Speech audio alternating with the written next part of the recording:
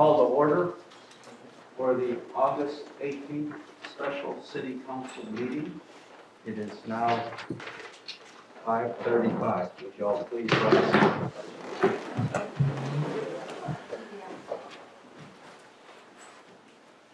pledge allegiance to the flag of the United States of America and to the republic for which it stands, one nation, under God, indivisible, with liberty and justice for all.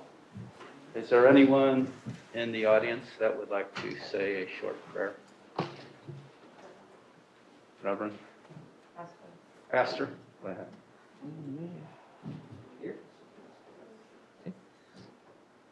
Lord, we thank you for the opportunity that we have to gather tonight, discuss the business of our great city. We love you, and we ask you, Lord, that you would lead us and guide us in tonight's discussion, be with our leaders and anyone that has comments. We love you, and in Jesus' name. Lord, we also ask you that you would heal those that are stricken with COVID. And we believe in your healing power. And in Jesus' name, amen. Thank you very much. Please be seated.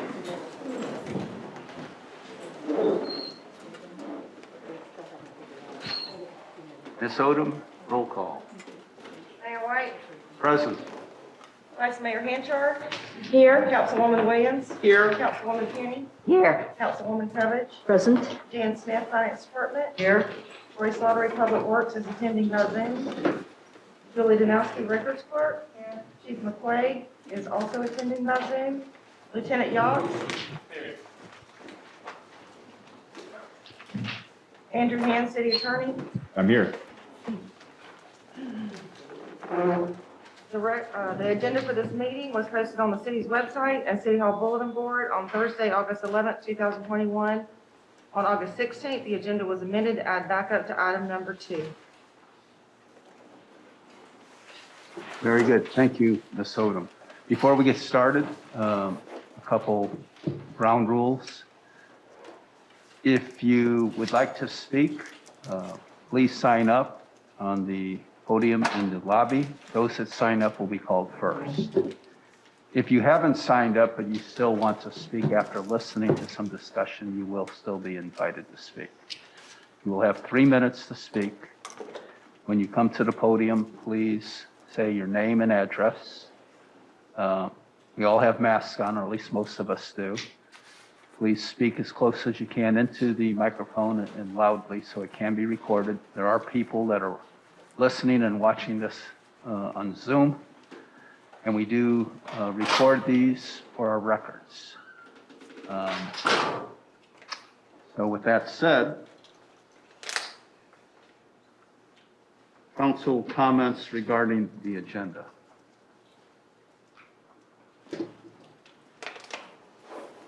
No comments on the agenda? Okay. Public comments on non-agenda items. What this means, for those of you that may not be familiar with the process, is at this particular time, if there's anything or any subject you would like to talk about that isn't on the agenda, this is your opportunity to talk about whatever you want, new business, old business, whatever. If you want to speak to something on the agenda, then you must wait till that agenda item is brought up and we're discussing it. So right now, is there anyone signed up, or do anyone want to speak on non-agenda items? I signed up. Okay, go ahead. Art Jones, name and address. Okay, 12163 Palmetto Way here in Dunnellon. Did a little bit of research, and Marion County has 506 sworn officers. 506 sworn officers in Marion County. They have over 900 employees in the Sheriff's Department. Their budget is $71 million. It's a big, sophisticated Let me police ask department. Are you speaking to the Soul Harbor Church, or are you just No, speaking to the police I'm just department? general. I'm Okay. going to cover a lot of things. Excuse me, continue. Yeah. So they got a big budget, 71 million, 900 employees. Out of time already? I I interrupted him. Operator error. Oh, okay. Give him a full 3 minutes. Okay. So they're big and they're sophisticated. They have a fleet services unit, full service garage for all their cars. They have an underwater recovery unit. They have a marine unit, patrol boats. They've got a mounted unit that can be brought in and used. They have a canine unit, and they have a unit in the air. So they're pretty big compared to our little separate police force, which is, sort of very separate and small. We could never compete with those kind of resources. And I want to talk about the roads here in town for a minute. Where I live, the roads are just getting totally ripped up. The roads are narrow. They've got culverts that, because like even a fire truck trying to come down can't make the corner, they just go into the ditch, wipe out the culvert, all the drainage is backing up. Now we're polluting the Rainbow River with all that silt and everything. It's really becoming horrible. The roads are really bad. We need to put some money into the infrastructure here in Dunnellon because it's old, it's crumbling, it needs some attention. So I really think that the money that this little city gathers up through our taxes could be better spent on infrastructure than running a separate police force. I mean, I love all law enforcement officers and people that work for that. And don't get me wrong, I'm not putting down the Dunnellon Police Department, but maybe it's just a relic from the past. At one time, we needed a separate police force because Marion County was way over there. Well, now Marion County's here. They have a satellite office just up the road. They've got a full staff there, and if we need help, they'll be here. If they can't do it, we've got the state police. So I really don't think we need a separate police force anymore in the city of Dunnellon. So I'm thinking that maybe we could save a lot of money by just disbanding the police force and not worrying about these buildings. Get the buildings back onto the public, the tax rolls. So I think there's got to be a better way. I think we really should look at that as a way to solve some of the problems here. It would free up money for some of the parks. We want to build, some more facilities in Blue Run Park. We haven't even put a restroom in there. I mean, look at all the people that use it. We don't even have a regular restroom in there yet. And I know we talked about it, and the county says, yeah, let's do it, but it didn't get done. If money's the issue, maybe this is the way to really free up some money for the city. So I just wanted to say that. Thank you very much. Thank you very much, Mr. Jones. Ms. Odom, has anybody signed up?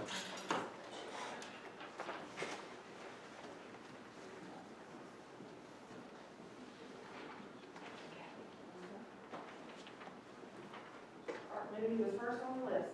Bill Beaver, I'm going to speak to the Blue Run Park, please. Kathy Dunn,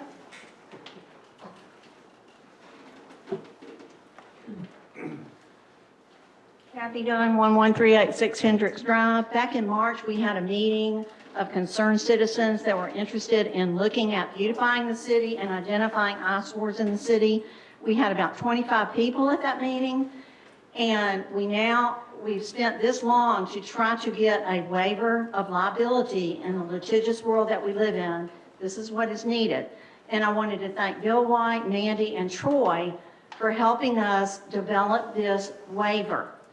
Our first event is going to be on Friday, August 27th from 8 to 11, right out front, where we're going to wash the building and possibly some of the items in the parking area. I'm encouraging everybody to come. Following that up, we're going to start on landscaping and removing the dead plants and replacing them with beautiful plants. We're going to take care of what we have. You have to have this form in about a week before the volunteer event is going to happen. So if you want to do it, you should have it in to City Hall by Monday, August 23rd. I put a cover letter on here. If you can't get there, I will come by your house and pick it up. We are desperate for volunteers because we've lost a lot of momentum from the March meeting that we had.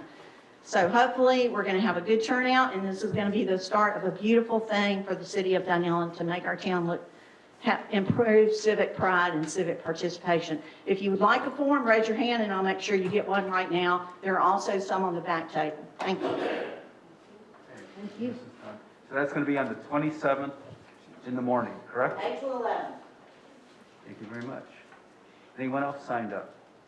Bert, Eno? I want to speak to the, Okay. Does anyone who would like to speak to something that is not on the agenda? Yes, sir. Before I go, I just ask is the Solo Harbor Church, is that in reference to the police department? Now, So- yeah, if you want to Okay, speak. I'll wait till the end. Okay. Okay, thank you. Anyone else would like to speak on a non-agenda item? If you have a barking dog next to you, if you have a pot in front of your house, or you're not happy with the garbage service, anything you want to bring to our attention, here's the time to do it. Okay. No other non-agenda public comments. Now we're going to go to item number 1 on the agenda, city-owned property located at 11808 North Ohio Street, former Soul Harbor Church property. What this basically is just simply, back in November, the city purchased and closed on the Soul Harbor Church, which is in the historic section. The reason the city bought that building and the lots that are attached to it was to convert that church into a new police station. For several months now, council has discussed how we go about that, if it's possible, how we could do it, and the problems that we may have or may not have. We've also listened to public comment over and over on it. I'm sure all of us have listened to individuals that have called and given us their opinion. So what we're going to do right now is we're going to start discussing what the future is of that property and what we may or may want to do with it. So at this time, do we have anybody who has signed up that would like to make comment on agenda item number 1? Okay. Is there anyone in the audience that would like to speak to agenda item number 1? Yes, Mr. Dunn.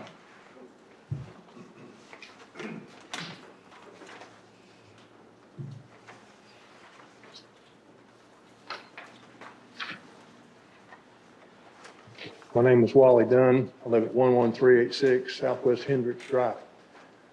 I don't think there's anybody in Dunnellon that knows where the police station is that wouldn't say that building is in disrepair and needs to be repaired. The previous council purchased a building and it closed after half that council lost their positions on his board. Since then, I have watched the chief on the news, both on Channel 20 and various publications, Star Banner, Riverland News, discuss how poor his building was. And I don't think anybody disagrees with that. I've also watched the chief say, well, he didn't want Coal Harbor Church, he wanted City Hall.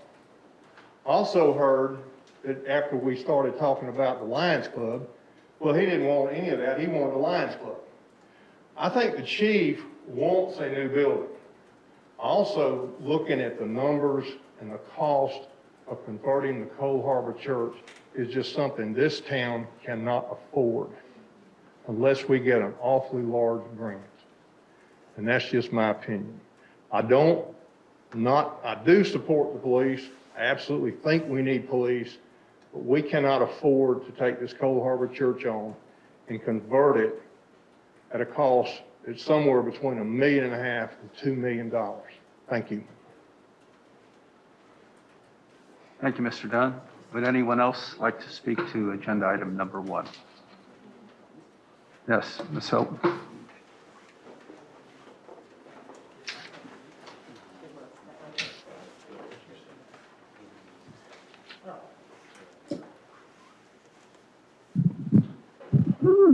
Got to get this down. Mary Ann Hilton, 12970 Palmetto Court, Dunnellon, Florida. I think the worst thing we could do with our money would be to spend it on that church. It's a waste of money. It is a waste of time. I don't know whose brilliant idea it was to saddle the city with the cost of it, but I would, if we could just break even, I'd be happy as a clam. Thank you very much. Would anyone else like to speak? Can I speak again? Yes, you can. Yeah. Art Jones again, 12163 Palmetto Way. Yeah, I agree. I mean, let's get that back on the tax rolls, give it back to the private sector, and let's see what they can do with it. Real estate's in a great position now. Now's a good time to see if there's any interest in it. You know, as far as the Dunnellon police, if you decide to keep the police and not disband them, then why don't we just fix up where they're at? And they go, oh, it's in disrepair. Well, what on earth have they been doing for the last 20 years? They haven't been maintaining that building, you know? So think about it. Get them another brand new building and then, you know, it's just more money, more money, more money. And, you know, like I say, I think the police it was a great thing, you know, a long time ago. But, you know, where they are now, it's functioning. So if you keep them where they're at and don't raise the price. As we were saying, this little city is not super rich. And the police department has become, I think, one of the largest budget items in the budget. So it's just sucking all the money and we can't repair the roads. I know there are bad roads all over town and a lot of nice things we want to do in town. So it would free up a lot of money. So I would definitely suggest supporting that motion completely, sell the church and move on. Thank you. Thank you. Anyone else that would like to speak? Yes, sir. Name and address. Yes, sir. Mike Rose, 6581 Northwest 60th Street, Ocala, Florida. I have served the Dunnellon area in this community as a law enforcement officer. I did 31 years at the Marion County Sheriff Office before I retired. The citizens of Marion County, of Dunnellon are great people, and they deserve great law enforcement. Like the gentleman said earlier, the building's dilapidated. Well, it's just like everything else. Law enforcement don't make money. So in order to improve things, they have to come to the council to get money to do that. So to blame it on the chief that the building is dilapidated is, to me, is inaccurate. We know, like our own selves, our homes, as they get older, we have to invest money into them to keep them up. So if the city of Dunnellon is not willing to spend the money on rehabilitating the police department currently, then the city of Dunnellon has to make a choice. Do they revitalize some new building or do you build a new building? The police, I've heard this gentleman say a couple times about depleting the police department or getting rid of the police department. It upsets me that in today's time, with what's going on in this world, that we are even considering defunding the police. Because things today are crazy, as we all know. The police run to the threat, not away from the threat. And those are the people that we're in trouble, we call. And they come. Some of us care about them. Some of us, quite frankly, don't care about them at all. But guess what? Those men and women that strap on that gun belt and put on that badge and get in that car serve every citizen, whether they like them or not. Because that's what we do as law enforcement officers. So this, even to be considered as an issue of building a building or getting a building or supporting your local law enforcement, shouldn't even be a question. Because we all know that we need them. We need them. And without them, we have no city. You have no city. So you've got to have your police, and you've got to support them, and you've got to back them up. Look at different ways of raising money, getting grants, or doing things to get this infrastructure built that you need. But don't consider defunding your police department. Thank you. Thank you very much, sir. Welcome to Dunnellon. Thank you. I used to own property right across the street. Okay, very good. Yes.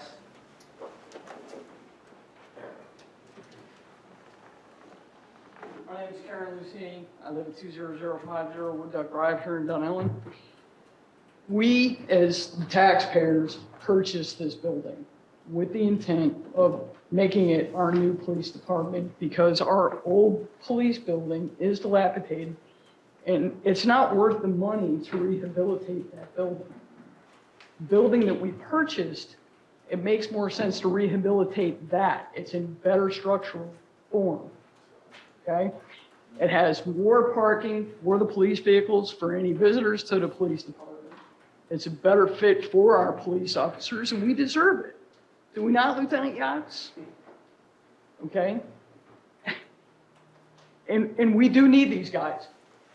Sheriff Woods has already told you it costs over $1 million to bring the sheriff's department in here to police us for 1 year. I believe our police department costs less than that per annum.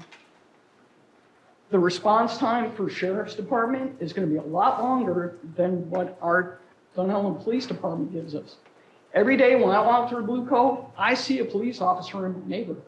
I have yet to see a sheriff's department vehicle in my neighborhood since Les Batts passed away. That's the last time I saw a sheriff's vehicle in my neighborhood. So that's all I got to say. I think we need to keep Souls Harbor Church for our police department, and we need to spend money to make it a good police department for the city. Thank you very much. I just want to clarify before we have our next speaker that this discussion is solely on what to do with the building. This is not a discussion on defunding the police department or closing the police department down.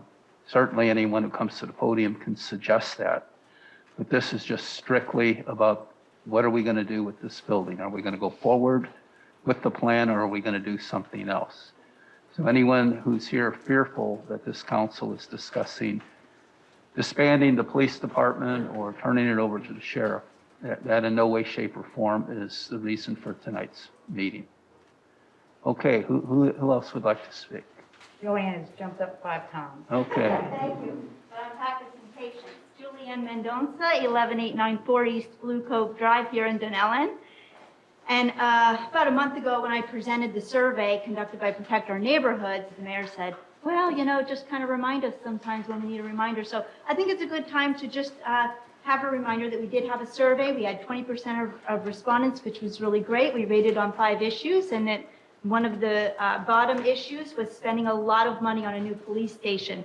I can also appreciate the clarification that we're not talking about defunding and we're not talking about not having police at all. There's a lot of difference between some of the ideas that we've talked about that are fiscally responsible, like a modular building or looking at something different versus the $1 million. I think there's just a lot of room between that. So to use words like we're defunding or we don't want to give them what they need, I think that those are speaking in extremes. I don't always think that grants are a really great answer to everything. So I'm really in favor of selling the building, Souls Harbor Church, and then talking as a community about how we can support law enforcement within our means. I know that Sheriff Woods came and told us that we couldn't afford it. I didn't really feel like he was genuine in that presentation. I feel like he placated the people of this community. And so I think it's worth another look. Thank you very much. Yes, sir.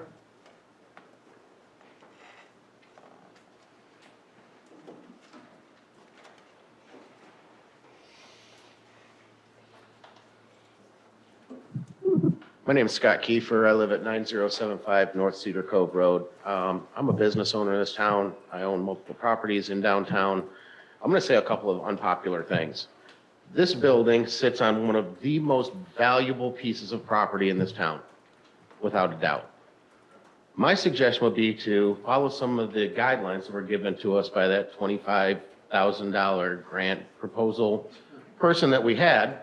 Maybe unload this building, let somebody pay a fortune for it while the market's still up, and move everybody over to the church property, whether we have to tear that down and build it. My other suggestion is the real estate market's as high as it is, sell it, sell this, and find somewhere else for everybody to go. We are sitting on 2 of the most valuable pieces of property that this city owns off the tax roll. There's no reason for this. We're sitting here on riverfront property that right now in Blue Cove, there's a 10-acre parcel out there for $2.6 million, and we're sitting on a prime highway and the river. And that's what we're using our city money for. I see a real problem with that. And if anybody else doesn't, I don't know what you're looking at. Thank you very much.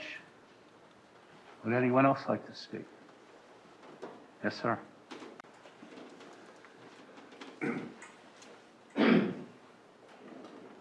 Jeff Karamiris, 20312 Robinson Road, Dunnellon. I just have a question, or perhaps you've already said this, it might be a clarification. The cost to retrofit the Souls Harbor Church, I've heard many, many different numbers thrown out. Were there competitive quotes and bids placed, or how was the number come up with? The numbers have been presented to council from anywhere from 800,000 to up to $1.5 million. Okay. And was that based upon drawings and plans? I'm just wondering if it was submitted for bid and the way that, because that number could go much lower, much higher as well, so. Well, to answer your question,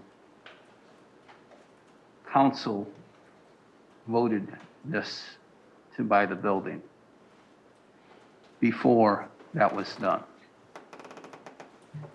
And this council that is now sitting here is dealing with something that was done by a previous council, and that was not done. Okay, May I make a clarification, please? please. Three of us were sitting up here when we voted to do to purchase the church. There was a appraisal done on the property. There were inspections done on the property. There was a preliminary drawing that was done. There was a engineer who went in as a, off the top of their head, kind of preliminary, very preliminary. Okay. And the cost of if we got everything that they wanted at one time, there was an estimated cost of $825,000, I believe. Huh? Yeah, around 800,000. That is where the price is. So with the 800,000 plus the 325,000 that we purchased the property for, that is where the $1.3 million comes in. Since that time, we have had an engineer come in and give us another kind of rough draft and explain to us that it would cost us $10,000 to do that. I see. Engineering. And then there was a gentleman who came in and gave us a pretty detailed list of things that came in at about $640,000. But so those are the kind of figures that we have. And so yes, the city council, the previous council members, -2, we did have that information given to us at the time before we voted on it. And we did do our due diligence during that time of our contract and those types of things. And we did make it public, and we did have meetings about it. Okay, all right. Thank you very much. And I just, Okay, thank you. Mayor, can I make comments? Well, these are just supposed to be public comments. Okay, but you just Go left ahead, out. please, please. Yeah, to go back to what Councilwoman Hancher said about the initial estimate, I'm going to give you the dates. oh, thank you. Okay, this is official document from the city. This was the initial estimate. It was dated March 4th, 2020, initially after the purchase. And here's, initial purchase was $333,000, okay, rounded off. The building itself, the grand total expenses for a remodel, okay, acquisition was phase 1, $333,000, purchase of the church plus closing costs, etc. Phase 2, remodel, and again, the date was 3/4/2020, totaled 1.2 million, and I rounded it off, okay? That does not include the parking lot, which is it's grass. Our Public Works manager will tell you there's no way our county is going to let that be a community parking lot. So our own Public Works manager said better add about 200,000 at least. That grand total comes up to $2 million. That was March 4th, 2020. Now, here's something else that came directly from the city.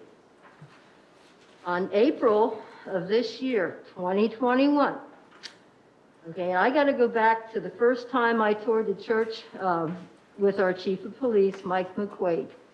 I've been there twice with him. First time I went, and I also sat with him at the police station, and he went over all the paperwork with me as far as what the estimate was that I just explained to you. And I said, okay, where are we going to get this money from?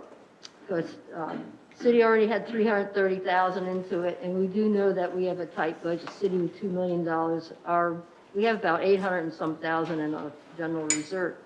And Mike McQuaid told me specifically, we will apply for a Department of Agriculture Community Rural Assistance Facility grant for that money, over 1.2 million, whatever it was.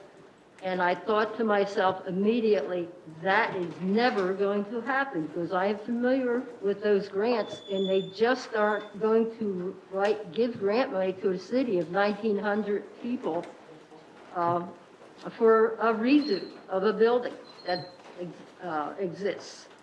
Okay, a new building, and ask for half that amount of money is very reasonable for a grant review panel to say, yeah, that makes sense, okay?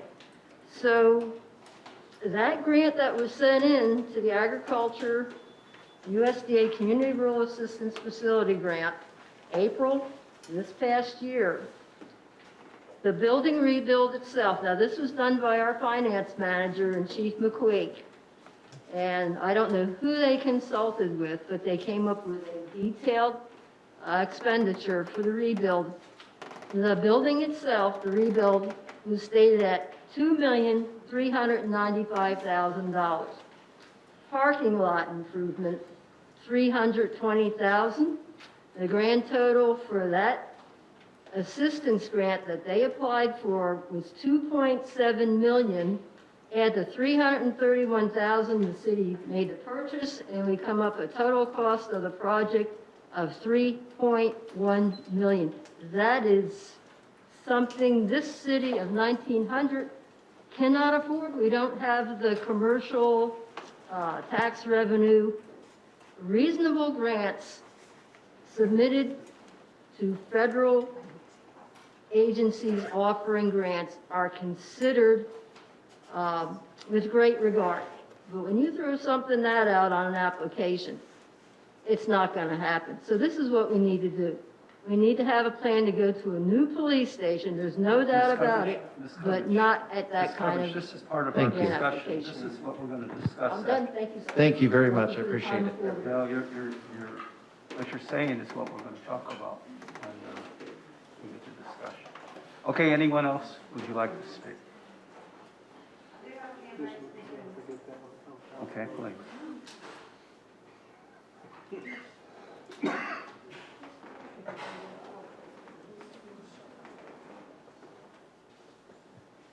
Can you hear me? Hey, Dominic, can you hear us? Dominic? Yeah, I can hear you now. I couldn't hear you. Okay, good. We can hear you fine. Okay, Dominic Batista, 11960 Southwest 93rd Lane, Dunnellon, Rainbow Springs. I have listened to and read and listened and read and viewed the videos all about this church. And this was a campaign position during a very heated campaign. And basically, there's videos of the mayor saying he doesn't want the church, he wants to have this over by the Public Works. There's no problem with having a plan. But I keep hearing people saying, okay, well, we're gonna, I mean, at this point, you've talked about it so much. I would just get the vote over with and be done with it and move on and come up with some kind of a plan. History dictates chamber, police, city council were in the same building since 1962 to almost 1988. The chamber left in about 86. And 98, the new city hall was built. That left the police in the current building. DOT would have done us all a big favor when they demolished the town in 66. They should have taken out that side of that side of the street as well. They would have done everybody a big favor by doing that, but it didn't happen. So now you're left with, what do we do with all this stuff? My recommendation would be move the police into the current city hall. There's plenty of room over there. You're already going to do renovations over there. Come up with a bigger number for renovations and figure something out, make a flow chart and make it work for now and get other things done, because there's a lot of things that need to be done in this town. And enough of this defund the police and get rid of the police. We're keeping the police. We don't want this station. We don't want that station. We want it there. We want it here. Enough. Enough already. It's too much. Come up with a solid plan and move forward. Thank you. Thank you. Would anyone else like to speak to this subject? Okay. Public has had its opportunity to speak and has taken advantage of it. So staff has been directed to prepare a resolution declaring the city-owned property located at 11808 North Ohio Street as surplus property. Begin taking action necessary to comply with CRA property disposition requirements, which shall include scheduling a special CRA board meeting to take appropriate action and further authorize staff to take other actions necessary to begin preparations to list the property for sale. Do I have anyone that would like to make the motion? I'll make the motion. Do we have a second? I'll second the motion. Okay, so we have a motion and a second, which now opens this for council discussion. Who would like to speak first? Ms. Kenny?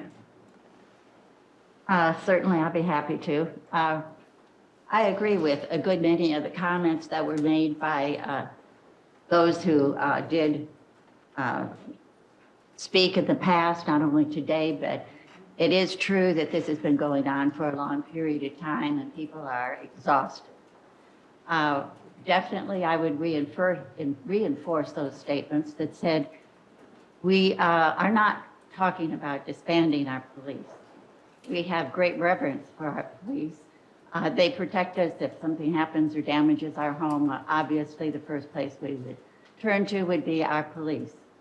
But on top of having said that and knowing that we do intend to do something that will support our police and put them in a much better position, we also realize that the Soul Harbor Church is in the historic district.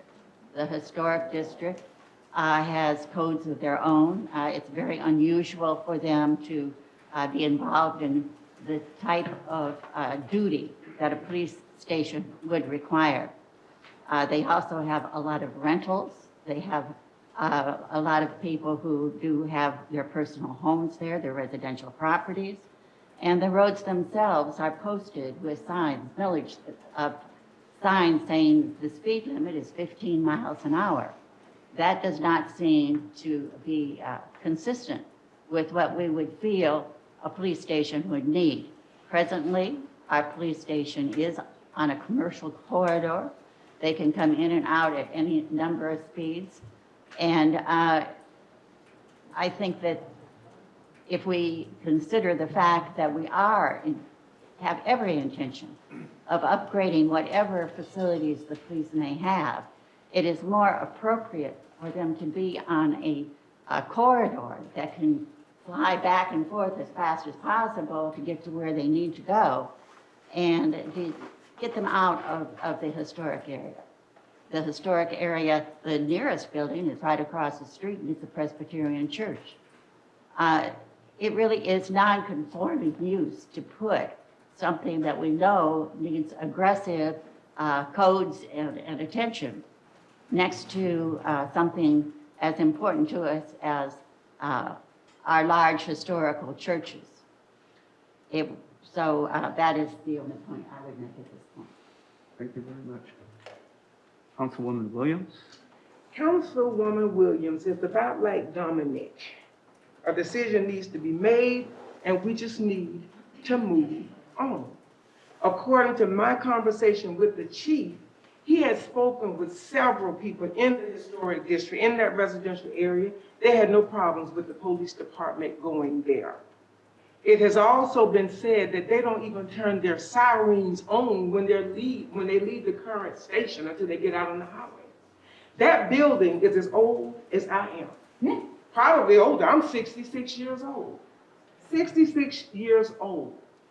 We should be concerned about people, the health, safety, and welfare of people.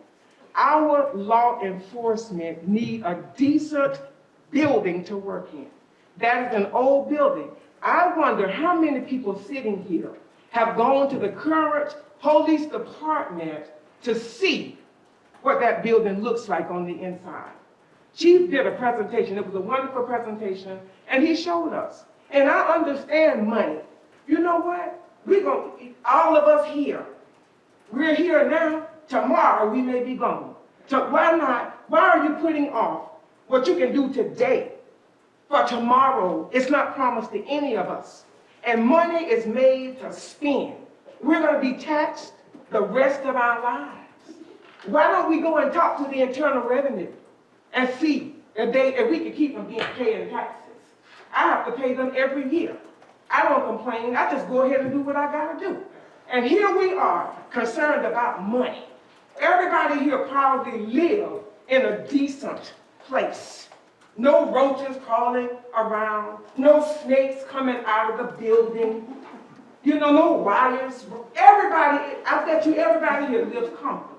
My house was built in 1964, and guess what? I'm comfortable because I want to stay there. I can afford to get a brand new house. I'm fine with it. They need somewhere else to stay. Why not the Souls Harbor building? They're not that far from 41. They're not that far from Highway 41. They're right around the corner from where they are now. So what is the problem? What is the problem? None of us are going to take anything with us. We're here today, could be gone tomorrow. Why not support our law enforcement and give them a decent place to work? I voted for the Souls Harbor Church, and I'll vote again for it. Thank you. Okay, Ms. Covich? First of all, it's not our money. It belongs to the city of Dunnellon.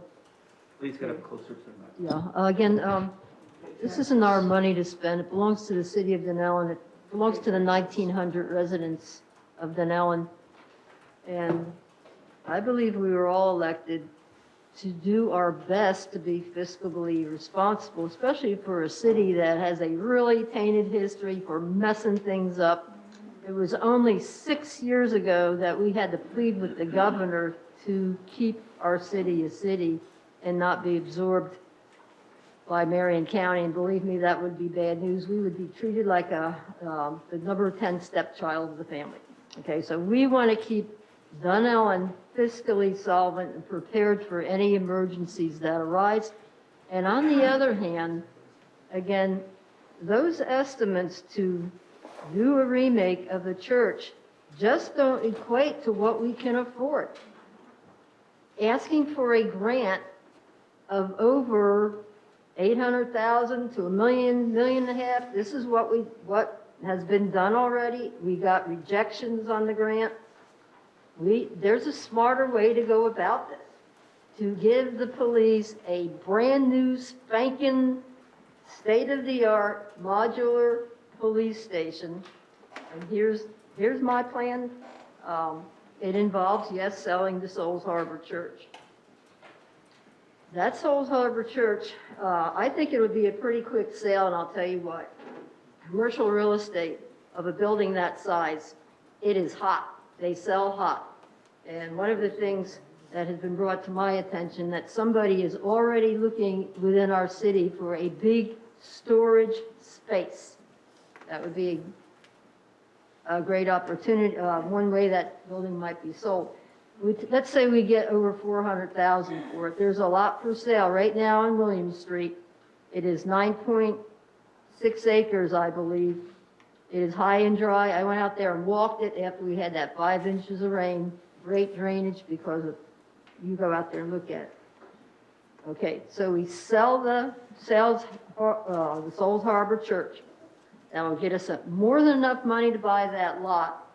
And then for the building and the excavation, we apply for a federal grant for a reasonable amount, and I would say we have a really good chance of getting that money from the federal government through that USDA Rural Assistance Grant.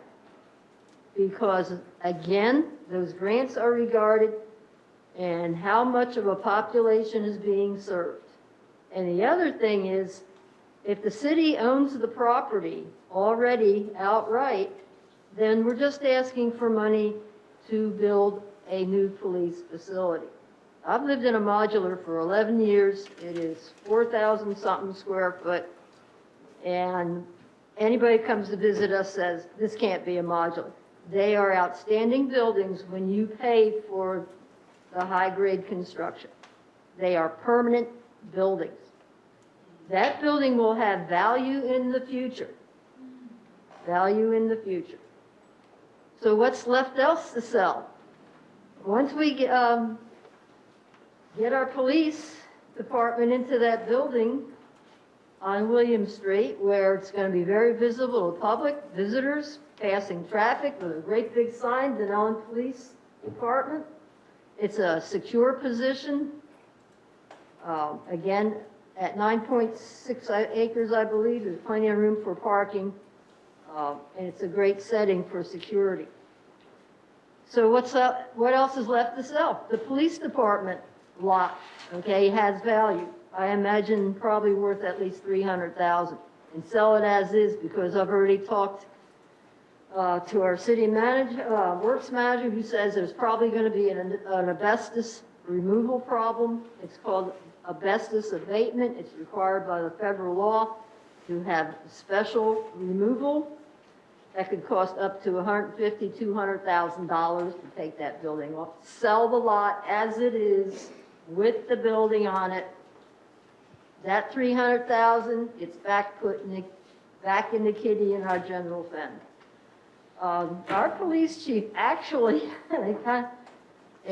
I'm not knocking our police chief, but he made a comparison between Boynton Beach, a city of,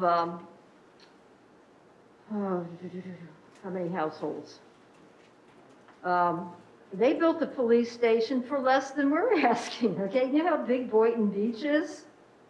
They have a commercial sales, retail sales annually of $143 million. You know what our annual retail sales are here? Like 20 million, okay? And they built a beautiful brand new police station, modular, on a really, really expensive lot location. Most of the investment, because I checked this out, was actually in the property itself.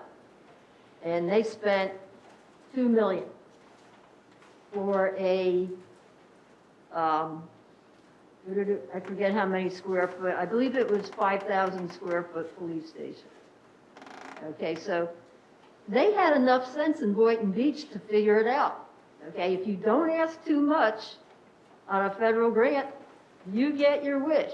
You rub the lamp and the magic genie jumps out and you get your money. Okay, so we have to make something smart that looks smart to others. So I say, go on, sell that church, take that money, buy the lot on William Street, give our police a brand new facility, custom designed by our police chief, and I know he's already got grand ideas and they're doable, talking to a sales rep, Vesta, who came and put me a presentation.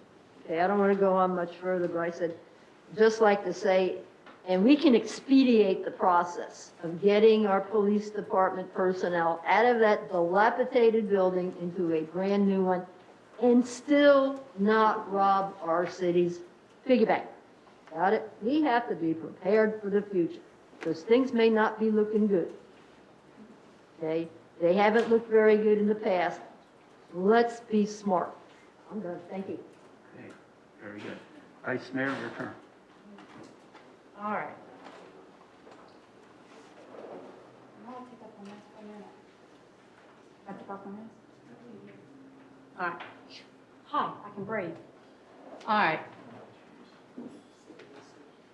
Back in 2011, Kimberly Horn Association did a fire and police space needs analysis. My family always yells at me because I never throw anything out, and I happened to be cleaning out my living room, 3 desks, and I found this. City of Dunnellon, and it says they were hired to do an analysis of our police. We were at one time going to build the police and fire department over on the property that we bought for $1, and then we sold it, and then we spent the money that we should have been using for the police department. But anyway, in the fire department, it says that the police building was not designed for secure prisoner, evidence control, training, or equipment storage, which is a real problem for the police department. The police station lacks interview space for victims, witnesses, arrestees, roll call, report writing, and other support spaces. Lockers for sworn and civilian personnel, insufficient and scattered evidence storage space, crowded working conditions for staff and volunteers. The restroom facilities are insufficient, and the faculty in general does not meet the requirements of the Americans with Disability Act. That was 2011, okay? We did a comprehensive investigation on that building. We found the building. It was brought to our attention, and we investigated it like I said. We did our inspections, we did our appraisals, we did the surveys, we made sure our title evidence was proper by our attorneys. We made sure that we did the best we could. We asked for estimates, and we all know estimates. They can go up and down at that time. It was 808,000 is what we were told when we were given the initial information. So that was what we were told. We went forward with it. We were going to try and do this in bites and pieces. We never said, let's go, round them up, put them all in there and spend $1 million in renovations immediately. We were going to budget this, and the chief knew that. Never a problem. The city council, I know the mayor at one time voted against one part of it, and then he voted for it. Since we were already kind of going through it, I can't remember the details on that. So there we were. We now have a building. There was nobody, no one received a commission, including the selling agent. I just want to make sure that was known. Nobody received any extra funds for buying this property. So I've been told that the residents don't want this in their neighborhood. That's what Mrs. Kinney, Councilwoman Kinney, has said. I said it was incompatible with the neighborhood. It affected property values. Oh, okay, I'm sorry. I thought you had said at one time that they Well, didn't there want are it. some that said that. Okay. So yesterday, and I meant to do it a day or two ahead, but sometimes I do have to work. And so yesterday I went out into the neighborhood and I wrote up a little thing. I just said that I was the vice mayor, City of Dunnellon, and then I informed them of 4 options regarding the police department. What would they think about this? I didn't put anything in any specific order, didn't give my personal opinion, because I wanted to hear what the residents of that neighborhood said. And one or two did say, well, what about the sirens? I said, no sirens will go off. I said, I work right beside the fire department and the police department, never hear a siren from the police. Now, the fire department, they scare the bejeebies out of me all the time, but that's irrelevant.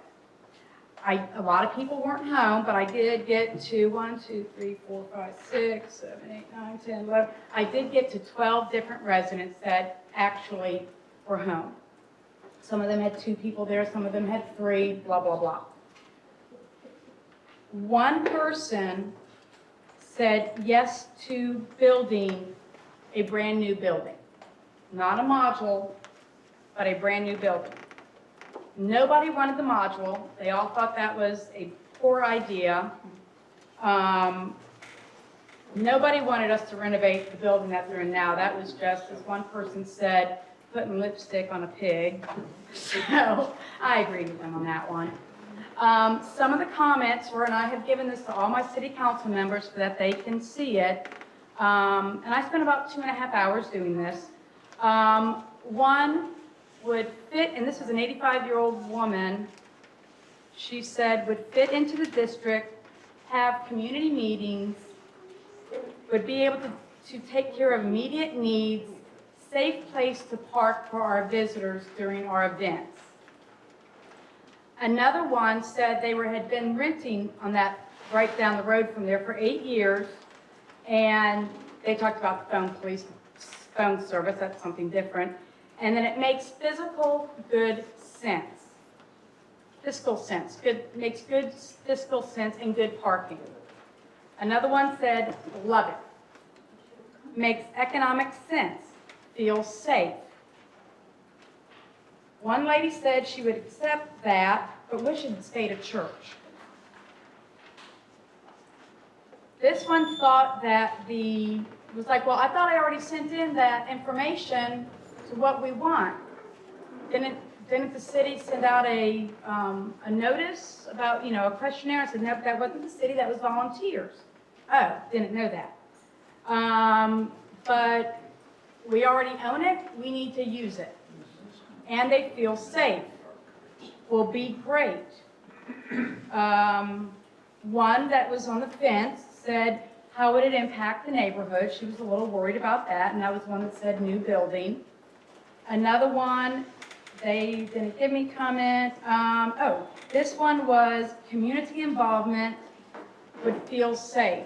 And in regards to Dunnellon Presbyterian Church, which I happen to be a member and an elder of, I can tell you through many conversations with many different parishioners, we're all in favor. Nobody said a negative thing about it. So, and I know you were worried about if we had a funeral or a wedding or our church service. Again, the police don't come out of their police station blaring sirens, and it's the fire department that we can hear during our Sunday services. So that I made sure of. So that's one thing. As far as trying to go ahead and sell it and put it back on the tax records, it's never been on the tax records for the city of Dunnellon. It has been a church. They don't pay taxes. So we're not missing money from that. So just to let you know that one. So let's see. There has been some maintenance on that building over the last 20 years, but it has been the desire of many councils to try and put a new police department in a new location. Again, that was some of the questions that was asked me when I was out walking around.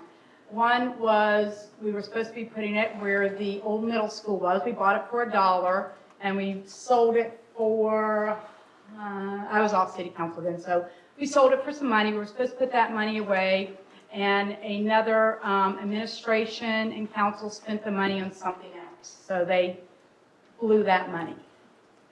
So that's why that police department and even our fire department was never maintained to the levels that we'd like for them to be done. And then, of course, we had the Green Light catastrophe, and then, of course, we had the recession, and taxes just went to zil. So just to let you know that. Grants are going to be a great thing to try and get, but again, we have it in our budget right now, $365,000. We have an engineer who came into this building, gave us a report at the request of our mayor to tell us about the old building, plus to give us information on the new building. It happened that he did know me. It was questioned about his integrity because he knows me, and that was a sad thing to hear. But this is kind of my wheelhouse. I am in real estate, so I do know a lot of these people, and I think it's my job to reach out to them to get educated and to educate the audience and us up here on the council as well. That's what he did. He came in, he said he would do the engineering for $10,000. He estimated off the top of his head that the building on Ohio Street would make an excellent location, and he estimated $400,000 to $500,000. I thought that was a little low, just because I always estimate high, but the next thing was another gentleman came in and did a very, very, very detailed interior renovation. I mean, it's public records. He put in like $35,000 for the engineer. Well, we can get it for $10,000. So we already know that. His estimate, but let's just say we accepted his estimate with all of his high figures, okay? His estimate came in at $640,488.40, okay? So if I've gone over this, I could probably get this down by $100,000, just me. So we're probably looking at $550,000, $600,000. Let's do Valerie, go on the high mark. So we have the building today. We can start, not tomorrow, because we got some people out sick, but we can start and probably have that building completed. If I were trying to sell it to you, I would tell you with your renovations that you could probably be in that building maybe by April, May, June, the latest of next year, fully in that building. So I don't understand, and again, I do common sense and I do logic. Common sense says we own the building. Common sense says we can get it repaired or renovated, whatever the word is, for less than $700,000. For $1 million, which people, you said something about it's not our money. Yes, ma'am, it's my money. It's your money. It's those monies. We all pay our taxes here. Those of you who buy gas in our city, it's your money. We thank you. I thank myself for paying my salary up on this council and each one of yours. So I want to spend my money wisely. I want to spend it efficiently. Regarding the building, the metal buildings, the modular buildings. It's not a metal building. It's a frame building built on a steel structure. Okay. A modular, I might go 15 more. So for the modular building, I happened to see him, he was at the police department the other day, and I said, did I hear you right? Did you actually say that that modular building would be good for 25 or 30 years? And he said, yes, 25 or 30 years. Young lady with the cute little blue mask and the cute ponytails, guess what? When you're on city council in 20 years from now, you're going to have to figure out how to replace that building. When I was 29 years old, 8 years older than my daughter, I ran for city council. I don't want to put my daughter or this young lady into the position that we are right now. I want us to make a smart, physically sound decision to put our police department into the Ohio Street building as we purchased it and told the citizens of Dunnellon That's what we were doing with all of our funds. That is my thank you. Okay, very good.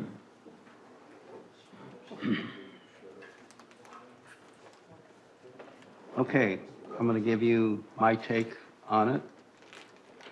I almost feel like I have really nothing more to say. I feel like I've already said my opinion many, many times, and there's not a lot more different flavors I can add into the mix here.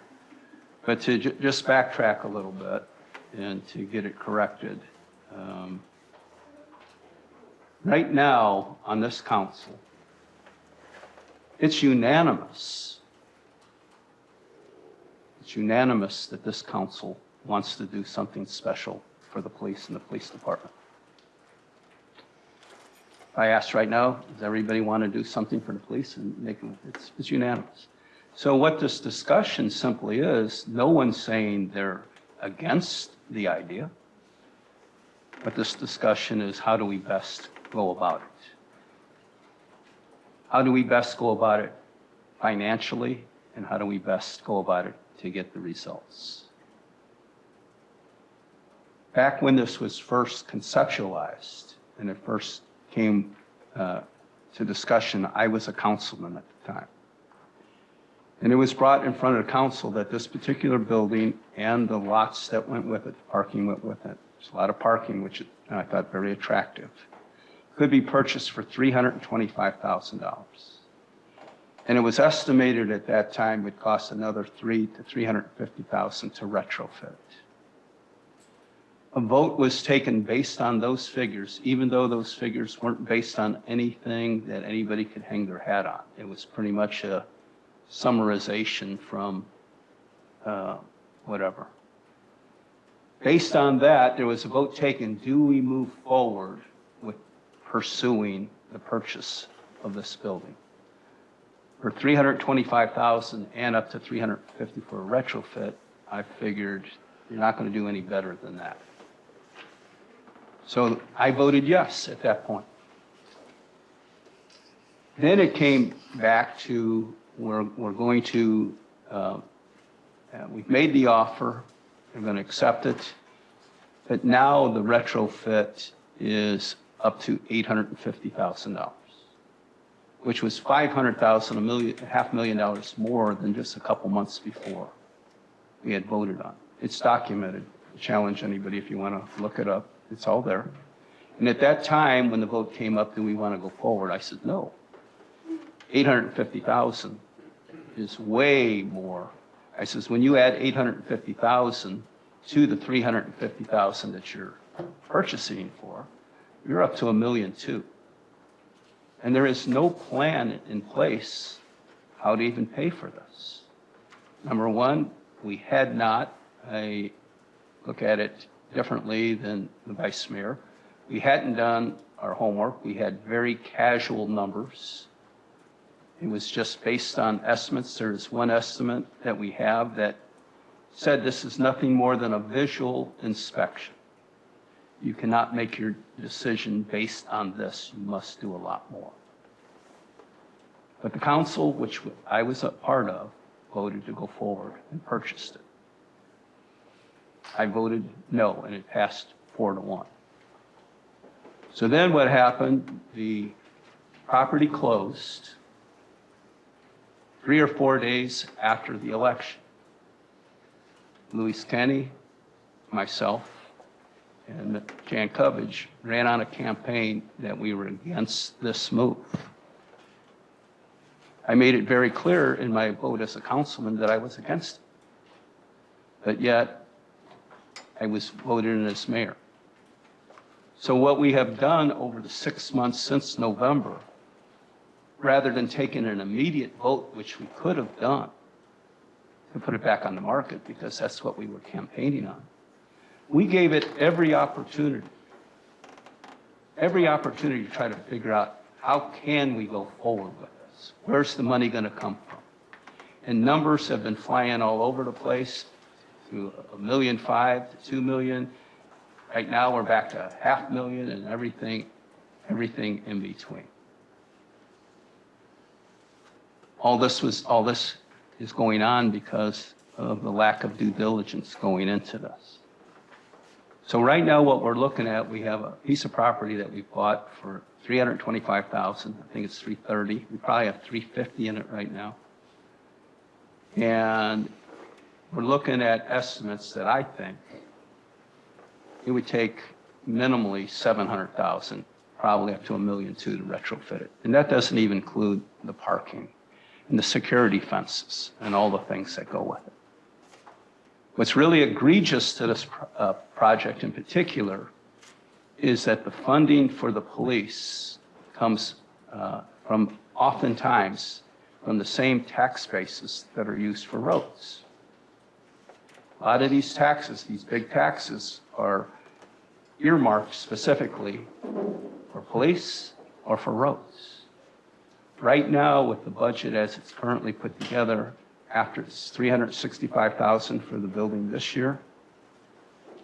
Next year, it's $365,000. The following year, it's $365,000 in the budget that we just discussed at 3 o'clock this afternoon.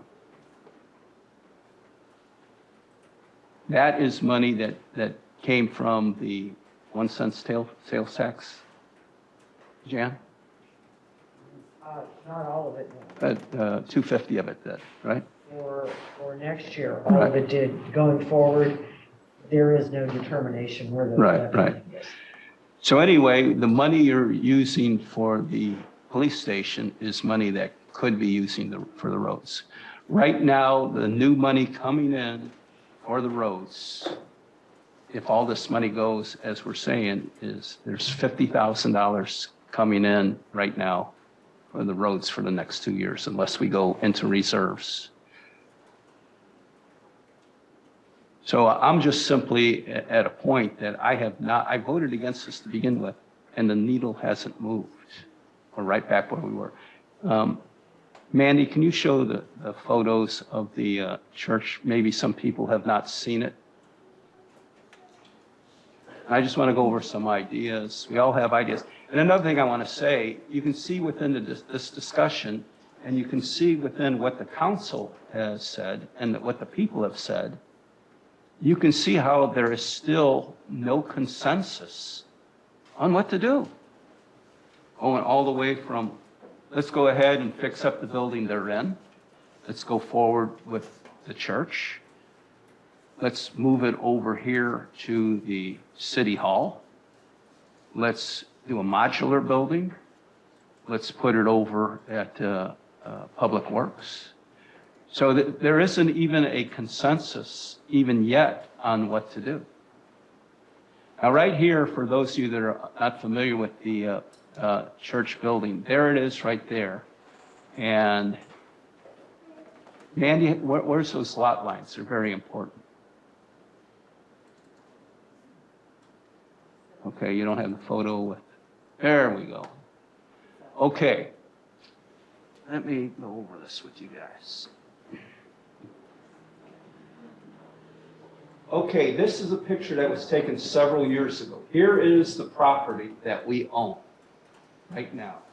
Here is the Soul Harbor Church.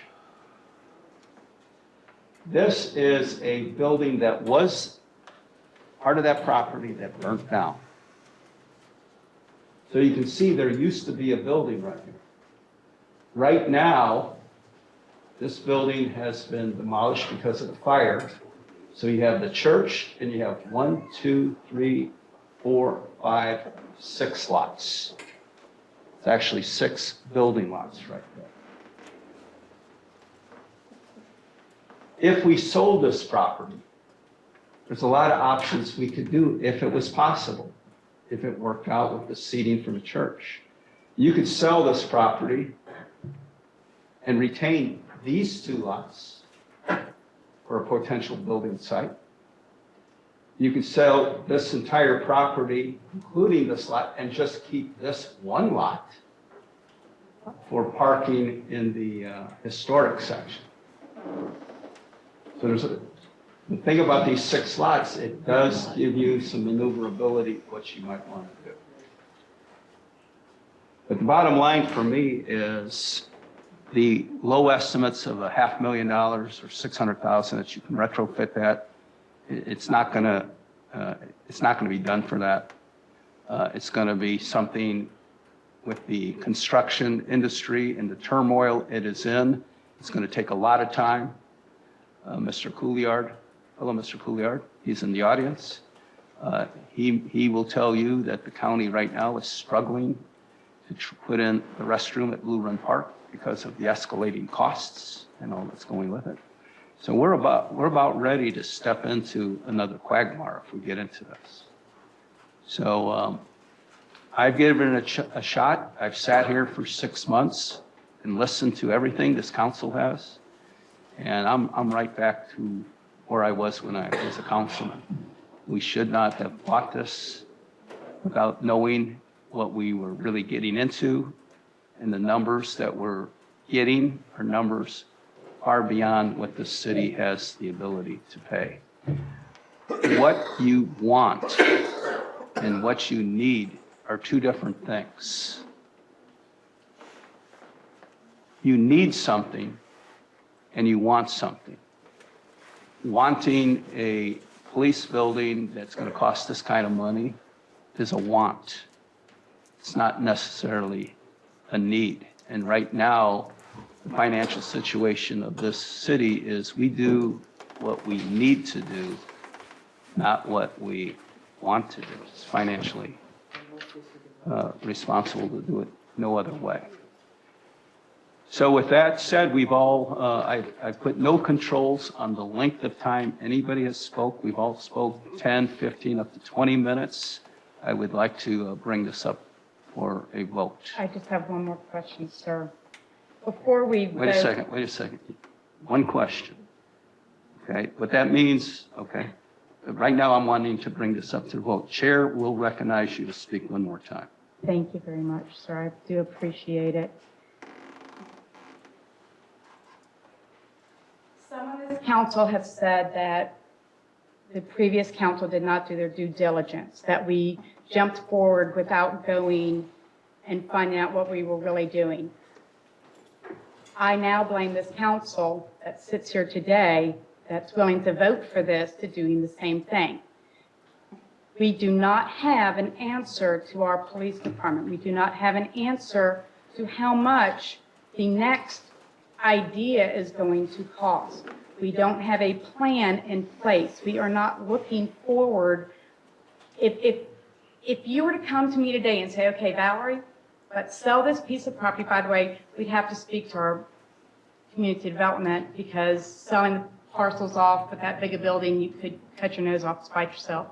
But if we sold the whole thing, the whole enchilada, and you said, okay, Valerie, we're going to take this $500,000, $425,000, whatever it might be, and we know that we have to buy a modular building that's going to cost us $799,000 plus $165,000 for everything else. Boom, let's go. Nobody on this council, except for two of us that have said, we've got the building, let's retrofit it, has given a other option that we can go to our police, to our citizens, and say today, this is exactly what we're going to be doing tomorrow. Since y'all want to sell this property, that we're now going to be doing X. So how can you, anybody in good conscience, vote for this proposal when there is not a plan in place for anything else? Thank you. Okay, council, since I did allow the vice mayor to speak a second time, I'm obliged to offer you the second opportunity, Ms. Kenny. And if you don't want to speak, you don't have to feel compelled to speak. I think we've discussed it enough, and I've exercised the opportunity, and I appreciate it. Ms. Williams? Like Dominic said, we need to move on. Ms. Covich? I'd just like to correct some information that Councilwoman Hampshire put out. I'd also like to quote her, that her acquaintance, who is an architectural engineer, said, off the top of his head, it will cost $400,000 to $500,000 to renovate the church.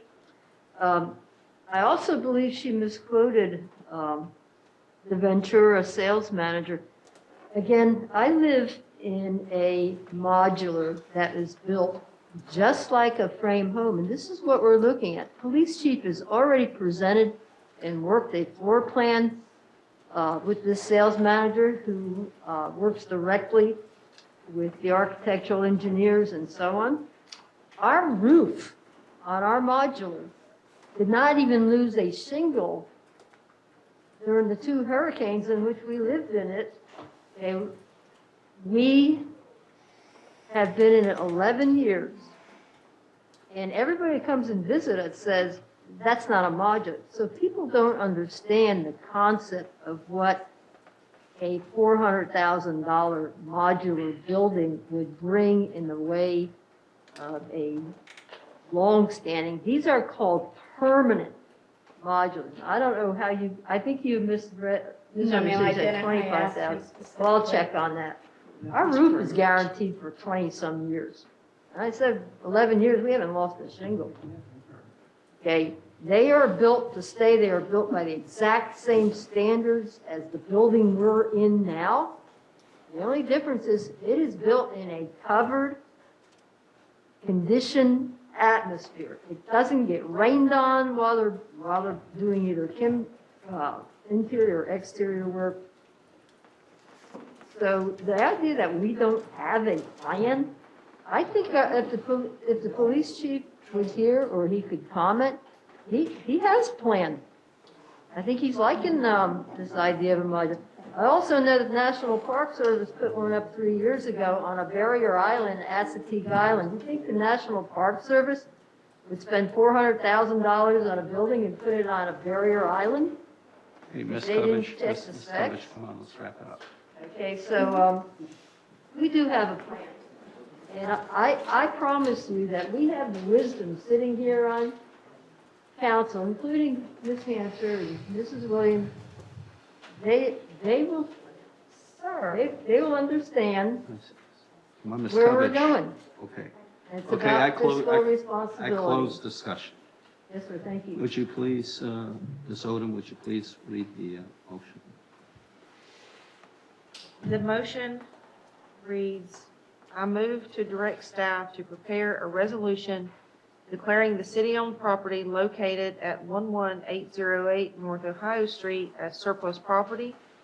Begin taking action necessary to comply with the CRA property disposition requirements, which shall include scheduling a special CRA board meeting to take appropriate action, and further also authorize staff to take other actions as necessary to begin preparations to list the property for sale. There was a motion by Councilwoman Kenny and a second by Councilwoman Covich. Okay, I'm going to call for a vote. It's going to be a roll call vote. Ms. Covich, I move to direct staff to prepare a resolution. yay or nay? Just yay or nay? Yay, sir. Yay. Ms. Kenny? Yay. Ms. Williams? No. Ms. Hanchar? Disappointingly, no. Looks like it all comes down to me, folks. No. So the motion, yes, I mean, yes, yay, yay. Pass the motion. Sorry about that, yay, yay. Excuse me. We've been going since 3 o'clock this afternoon. Yay, I'm sorry about that, what a gaffe. Okay, the motion does carry. No plan in place. All right, we go to item number 2, the ordinance 2021-02 Blue Run Park Rules and Regulations, amended to add backup. Just wanted to make a comment on this. For those of you that have been following this ordinance plan, please keep in mind, let's let everybody leave for a second.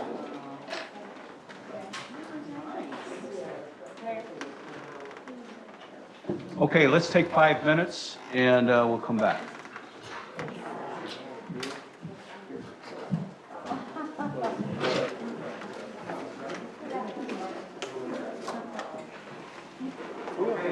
Recording in progress.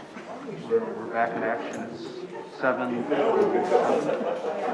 on item number 2, ordinance number 2021-02, Blue Run Park rules and regulations. Before we have public comment, I just want to say that those that are here that are part of this process, this is still in the formulation process where we're putting this together. We're going to discuss it and fine-tune it a little bit more tonight. We may have to discuss it one additional time to really get it where we want it. And then it would have to go to planning. Then it would have to have 2 public hearings to it. So this is a long way from being done, so those of you that may have pieces of it that you still are not satisfied with or you want changed, there's plenty of time to do that. This is part of the process, so we'll take as much time to get this right as we need to. Very, very important. So what this is, for the public, and then we'll take a public comment, this is the creation of ordinances that regulate and control Blue Run Park. They have been posted on the website. And this time, if we have any public comment, Andrew, has anybody signed up? Okay, Mr. Bibbard.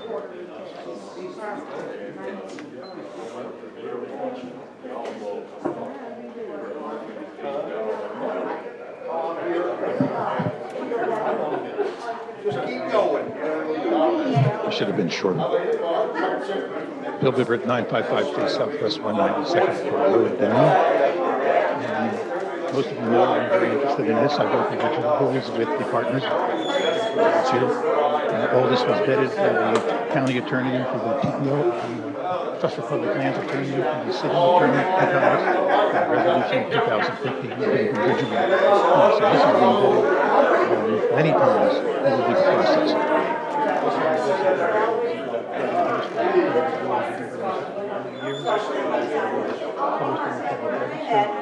Approved by the Attorney General of New Jersey. So I've been writing park rules for a third of a century. So I've probably read more park rules than that. So it's something I'm very familiar with. I've been dealing with it for a very long time. But I think I would start with just we may need a little more, a minute or two, because this is a complicated thing. And I know the council can vote if they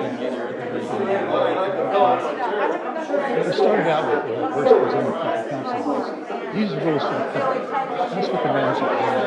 These are rules that the public will read and understand in the park. Some of you here, you know you're in the park, you see the sign, we've had some folks with both trailheads. Very simple rules, park opens at sunrise, visitors at sunset.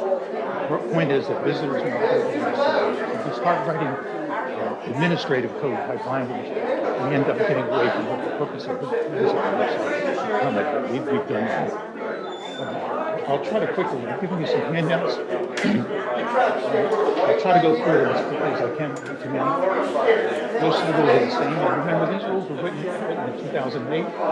And one of the attachments that I've given you is the combination of rules that was approved in 2008. 2015 resolution that was posted in the park. So we've been using the same rules since 2008 in the company. So I just wanted to make that point. I made that point before you were into that. But I'm just going to go down the list. I'm on page 2 of the new administrative code, the ordinance. To go down to D. This is something that I've had a lot of experience with. It says in our code,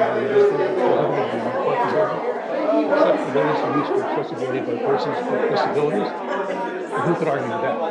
One of the things that you will learn is that half the people have disabilities, probably most of you, and I do, half the people that have disabilities. So we're going to be inundated with requests to use motorized vehicles on the trails because they have a disability. It could be a knee problem, could be high blood pressure, it could be anything. We've dealt with this in programs that we had in my own experience where it was unbelievable. We had 2-year-olds coming in for permits to drive on the beach that were claiming a disability. So this is going to be a tough thing for you to do. I would just assume stay with no motorized vehicles. It's in the management plan. It says no motorized vehicles, black and white in the management plan. So I would recommend that you take that second part out and save yourself a lot of trouble. When fishing is prohibited still, I can't imagine anybody, either on the council or in the audience, would want to ban fishing. Essentially, the note on that. Fishing is a great form of recreation. It's completely consistent with the management plan. Lots of people fish. Like you said, there's people that do 6 or 7 pound bass So I brought this up. I talked about this. I've seen a note on this. But here it appears again, which I'm mystified how this ended up in this version. By the way, it was only published Monday night as far as I know. So this document is not from I come down to 2, near where the bike path and river access for boats, pedestrians on the right of way. The language is cyclists must yield to pedestrians. When that was written, there was no trail, there was no bike path. So this is just simply an upgrade of those which we want to make sure that cyclists, those who use the trails, we know that sometimes bikes come through very fast. It's important to have that in there, that the bikes must yield to pedestrians. So that to me is a common sense thing we want to have. S is maybe a little trickier. The vehicles will comply with the city's noise regulations. It's called section 32.3. I've got very many visitors who come to Blue Run Park over there. Section 32.3. So by using soundscape, it's now used universally across the country. People know what it is. It's required in all the National Park Service General Township plans. And that's the language that we use. And you'll see if you look back to the handout that you have attached, which we've discussed before. Use of any device or vehicle that disturbs the soundscape of the park is prohibited. Very simple. You can put it on the sign. People understand what it means. So I would recommend that you change that language and put it back to something that the visitors can understand. Remembering what we're trying to do here. We're trying to provide rules that the visitors can read. If you want a park sign or a brochure or handout. So that's one more. I'm going to 46XX. River access ramp is for the use of kayakers, paddlers, and tubers entering and exiting the river. Swimmers may utilize the ramp, but must yield to kayakers, paddlers, and tubers. I don't know how you would enforce that. I had made a suggestion that you do temporal zoning on swimming. If you want to have swimming, maybe after 6 o'clock at night or something. But as a person who ran swimming areas both in the ocean and inlet for 35 years, a great idea, Mayor, but implementing, you're creating a huge liability and lots of visitor conflicts. Park people talk about user conflicts. This is a tremendous user conflict, putting all those people into one big mess. And the other thing that perhaps hasn't been thought of is these swimmers are now showing up in mass. They're parking across the street. They've got another swimming area across the river, and they're coming and they're taking up parking spaces. Well, if there's anything that Blue Run Park does not have, it's sufficient parking places. So if we want to create a situation where more and more people are showing up to go swimming and taking up parking spaces that are there for other purposes, that are not. And we've had a no swimming sign up there, which is up there today. If you go by the park today, you'll see there's a no swimming sign. It's been there for 20 years. So I think swimming is a great idea. We have a city beach. They can swim at KP Hall. I think they can, Jim, can't they, after a certain hour? So they can go up there and pay their $5 to go swim. So you can't have swimming everywhere for everybody. And particularly this one, and you've seen my notes that I've written, huge liability. You know, I think you're talking to a person that's been present at 15 drownings. And I can tell you what it's like when you're there with a screaming parent or somebody who's in distress because they lost a member because a boat hit the person, or they got caught in a current or whatever. And here's the one that I think is the most problematic for the city. I remember how this whole exercise got started was there was concern about traffic issues at Blue Run Park, congestion on the river. We've been hearing about this and hearing about this. We've been hammering at Jim because of congestion on the river. And now we've written this. I don't know how I could characterize this statement, but what you've done is you've opened the door to unlimited commercial use on the river. What does it say? The provision of services by Marion County for water-based recreation and other passive recreation programs is exempt.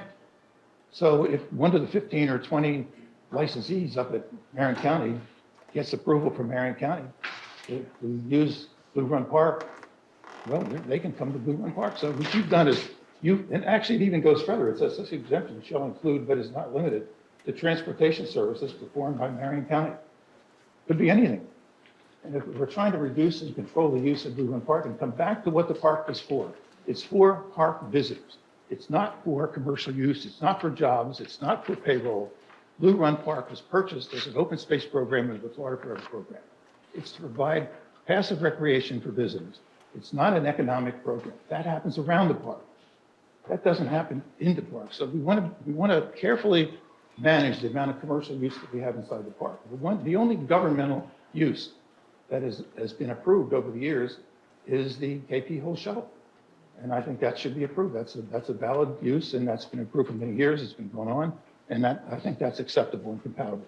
But this language, the language that we had written before, and we had discussed, and this comes right out of the Warren D. And it's something that is simple, that visitors can understand, that could go on a sign. All non-governmental use is prohibited, except any lease concession, including any lease concession, management contract, sales contract, any interest or any other non-governmental person or organization. That's a very broad definition of what commercial use is. So if it's not governmental, if you're not running under a publicly bid contract, it's not permitted. But what this does, this opens the door. So I would say this is unacceptable. So what I ask the council to do, because this has got so many mistakes in it, it's got typos in it, it's got stuff that are not public rules. You can't write a long sentence. It's not a public rule. You need a public rule that the public can understand. Same thing with the discharge of firearms, which Councilwoman Floyd brought that up. There's nothing wrong with putting a citation of a state law in there. You know, Jan pointed that out the other night. I'm familiar with that in my own career. Citations of existing public laws are done everywhere in almost every rule that's published in a park. Not only that, but it's actually a requirement in the management plan. It tells you to look at other regulations and rules from other state agencies, is what it says. So it tells you to do that. So you're being completely consistent with the management plan. So tell them what it is. You know, Florida Chapter 790.115 prohibits discharge of firearm in a public place. That's the rule. Tell them what the rule is. You know, that's common sense. Nobody's going to argue and question that. I mean, now know it's been done throughout Florida. So those are some brief comments where I would have to say that. Since this was only published on Monday night, and it's only been one day, I doubt it. Does anyone in the audience here read it or seen it? One person. No, that's not enough. That's not a public process. You want a public process. You want to get this stuff out there. So putting it out one day ahead of time before a public meeting is not acceptable. I doubt if the council has even seen it. So those are my comments. Let's make it a public process. Let's focus on park visitors. Let's take a stronger stand on commercial use, and let's work with Marion County to do that. Okay, thank you, Bill. Thank you very much. Anyone else? Dr. Eno?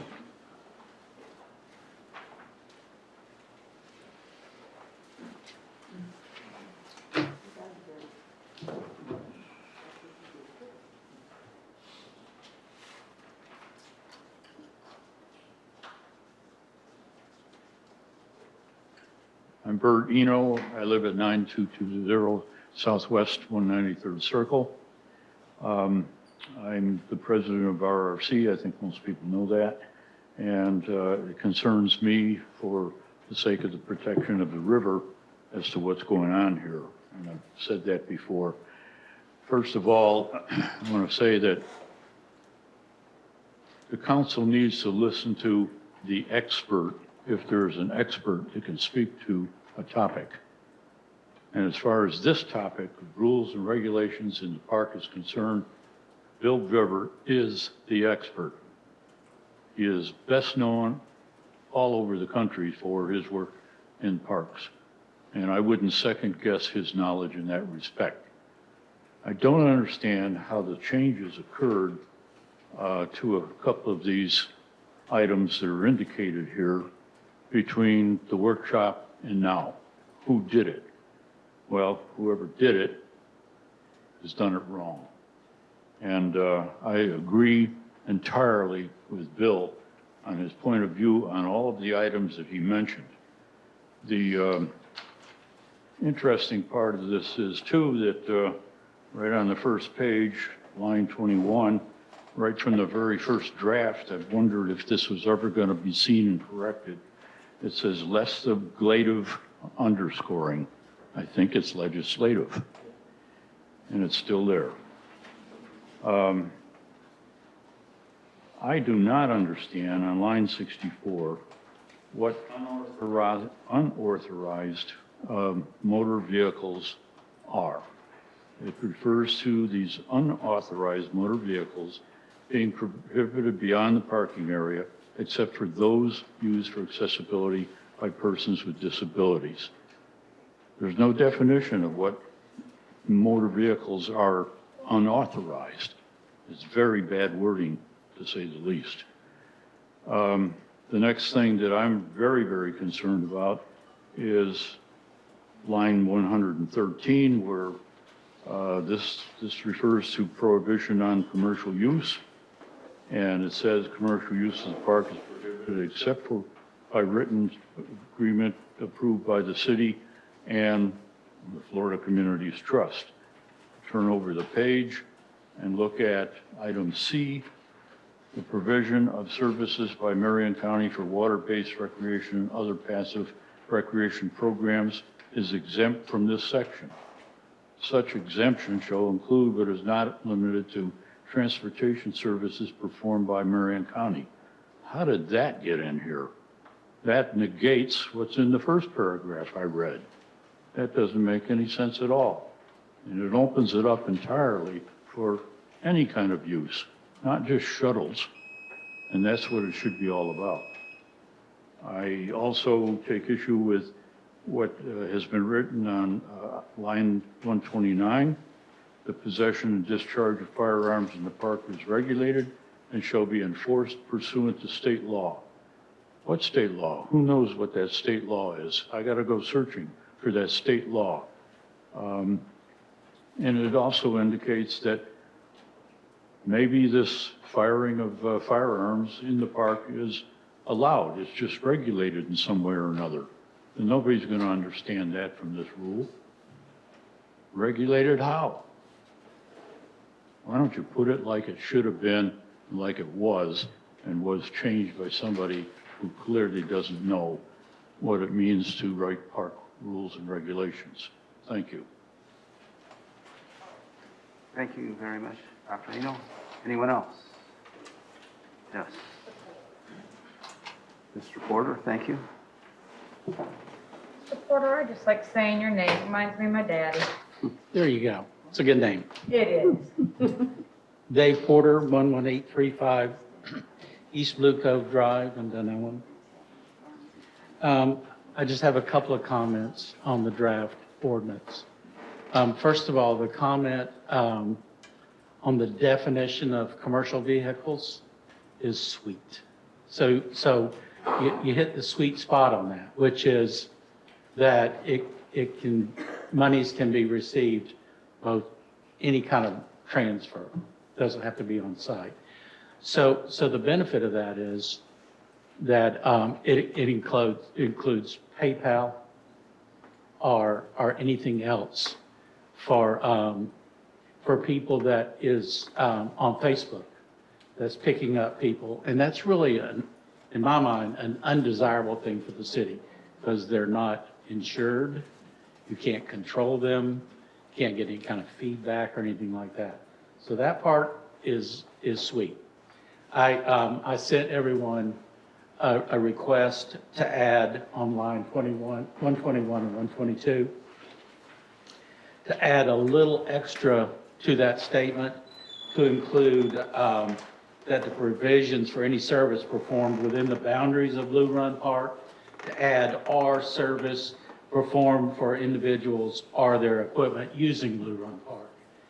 And the reason for that is that vendors may not pick up within Blue Run Park, but they may start parking on Palmetto or up the highway and have everybody start hauling their tubes across and get picked up in swampies or whatever, or kayaks. And we certainly don't want that. That is detrimental to personal safety to entice that. So So I just ask you to consider something, some language similar to that, to include the people that get out at Blue Run Park, that it's not allowed for vendors to pick them up somewhere nearby. Thank you for that consideration. Good job. Thank you, Mr. Porter.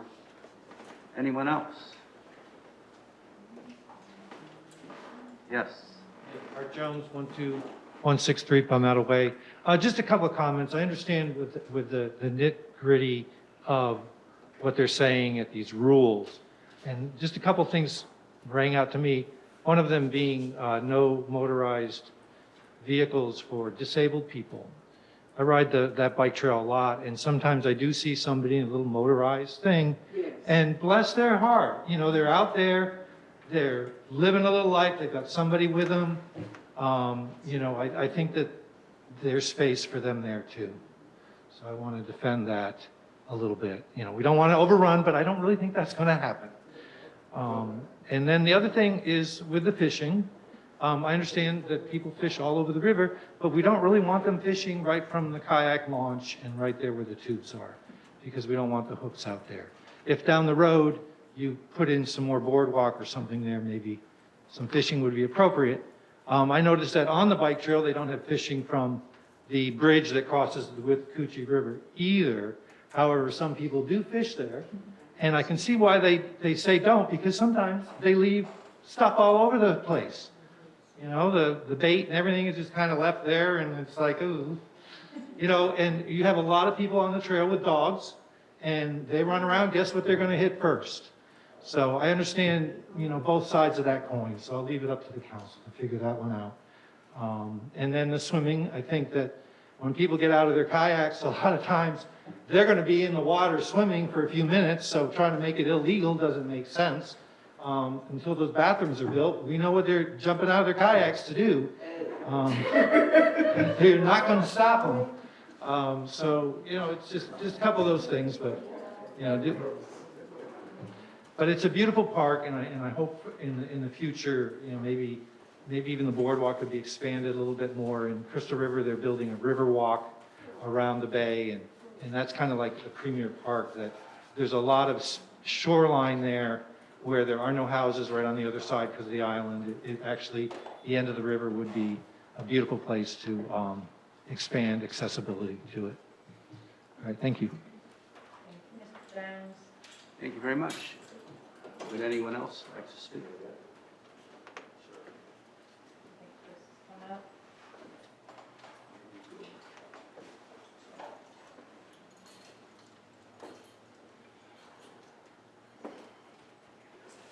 How you doing? Chris Anderson, 11463 North William Street. Mandy, did you get that letter that was sent? Can you go ahead and read that into the record? Yes, I did receive a letter from Attorney Bastel requesting that I read something into the record for him because he couldn't be here. So do you want me to go ahead and do that now? Yeah, might as well. And I'll just preface this by letting you know that he did speak with Attorney Hand today. So this is addressed to myself and Attorney Hand. Thank you for your time this afternoon. I'm unable to attend tonight's meeting due to a family commitment, but I'm writing on behalf of my client, Rainbow River Kayak Adventures, LLC, concerning the city's ongoing effort to improve the management of Blue Run Park.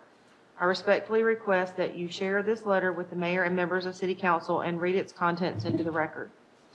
As we shared during the recent workshop, we have serious concerns about an outright prohibition of commercial activity at the public park, particularly if such prohibited activity includes picking up residents and visitors who are responsibly enjoying passive recreation on the Rainbow River. Such a ban is neither the answer to our current problem nor consistent with the management plan, restrictive covenants, or Florida law. Instead, we propose that you consider a partnership with local stakeholders like RRKA who share your commitment to improving our community and the safe, efficient, and environmentally friendly enjoyment of our unmatched public resources. In hopes of moving us forward to such a solution, we are providing a draft agreement to Mr. Hand for the city's review and consideration. We would also appreciate the opportunity to meet with staff, council, or the mayor individually to discuss how we can work together to address concerns and achieve our shared goal. It may be that our RKA is currently perceived to be part of the problem, but I know that healthy dialogue will convince you that we are part of the solution. I look forward to participating in future discussions, whether individually or at public meetings, and moving toward a solution that is beneficial for all concerned and consistent with the management plan, restrictive covenants, and Florida law. Thank you for your attention and your service to improve the city of Dunnellon. Sincerely, Robert W. Bastel, Jr. Thank you. Just a couple things. Who has the right to exit at Blue Run Park? Can anybody, answer that? I mean, I believe, patrons have a right to exit at the designated Rainbow River exit point, regardless if they have their own paddlecraft, rent one from the county, or if it's sourced from the private sector. Those same individuals should have the constitutional right to choose on how they would like to be picked up, whether that is their own vehicle, local library service, or shuttle service administered through the county. They have a right to exit at Blue Run Park, but not having a right to choose their method of transportation, including but not limited to the ADA accessible vehicles provided through the private sector is just absurd. Let's just be clear, there's no alternative ADA accessible designated takeout for Rainbow River. In addition, it's the only takeout for Rainbow River. This very public parking lot out here is used by the Blue Gator Restaurant, okay, which provides a shuttle service for their customers between the restaurant and their vehicles parked on this public property. All right. Our patrons are not parking in a park, are not parking at the park, but simply getting courtesy ride back to their vehicles parked on separate private commercial property without interfering with the other rights or of useful enjoyment of the park users. All right. The mayor called upon us to have a meeting to discuss some of these issues pertaining to Blue Run Park in weeks past. And in the meeting, it was stated that we're not trying to put you out of business, we're trying to keep you in business. Okay, the way this proposed ordinance is drafting is aiming to put us out of business. All right. Commissioner Bryant said it best. People have discovered the Rainbow River, and chances are they're not going anywhere. We're heavily invested in this community and have been for over 10 plus years, contributing to the health and welfare of the citizens and residents, providing jobs to the local community, supporting our local school athletic departments, along with educating the public about the rules of the river. It's been our goal to help further the intent of the statewide comprehensive outdoor recreation plan by help accomplishing the goals of the state of Florida to provide outdoor-based recreation, ecotourism to the local citizens and residents of this state. As our part of the private sector identified in the SCORE plan to meet the demand gaps that have not been fulfilled due to the many restrictions on equal and equitable access for direct water access to water-dependent facilities, which has been accomplished through the programs funded through the Florida Forever Act and administered through grants from the Florida Communities Trust to help bring local municipalities such as Dunnellon into compliance, such as the grant award for Blue Run Park. The legislator intends that Florida Communities Trust emphasize projects, funding projects in low-income or otherwise disadvantaged communities and projects that provide areas for direct water access and water-dependent facilities that are open to the public and offer public access by vessels to waters of the state, including boat ramps and associated parking and other support facilities. I'm sure council is well aware of some of the issues that have occurred in years past due to policy failures that have come at the expense of the taxpayers of the city. Let's not make any of these mistakes again, but rather let's try to work together. We do understand regulation is necessary, and without, waiving any of our existing rights, we would like to present a franchise vendor agreement as a solution in good faith, as mentioned in the letter that Mr. Batchel had give to Mr. Hand for review and the rest of the council. This council has not shared any support for the local ecotourism businesses in this town. We've seen two other local tourism-based businesses in this town been shut down over the past couple of years. We're in the business of providing a service to the outdoor-based recreational user, and these users utilize water-dependent facilities that have been state-funded projects for a public purpose that provide access for all citizens and residents of the state of Florida. I think it comes down to, I totally get the commercial use, no hot dog stands, nobody setting up shop, renting kayaks, renting tubes, anything of that nature right there. But, these people do have a right to exit the river and a right to be picked up, I think, with somebody, people that are coming from out of town, we talk about all the time, how can we get people to come to the area? Well, everybody who's come to the town doesn't have a kayak strapped to the roof of their car. Okay, and that's where we're feeling the demand for the public, But I think some of these things can be addressed through certain regulation, and I would like to continue the talks and see if we can work something out. Obviously, put certain things into place with insurance requirements, liability, certain licenses, commercial auto insurance, different things to make sure that everybody's protected and it's being done the right way. There's a lot of other people, like you said, that they have these Facebook groups and, they don't even have a storefront.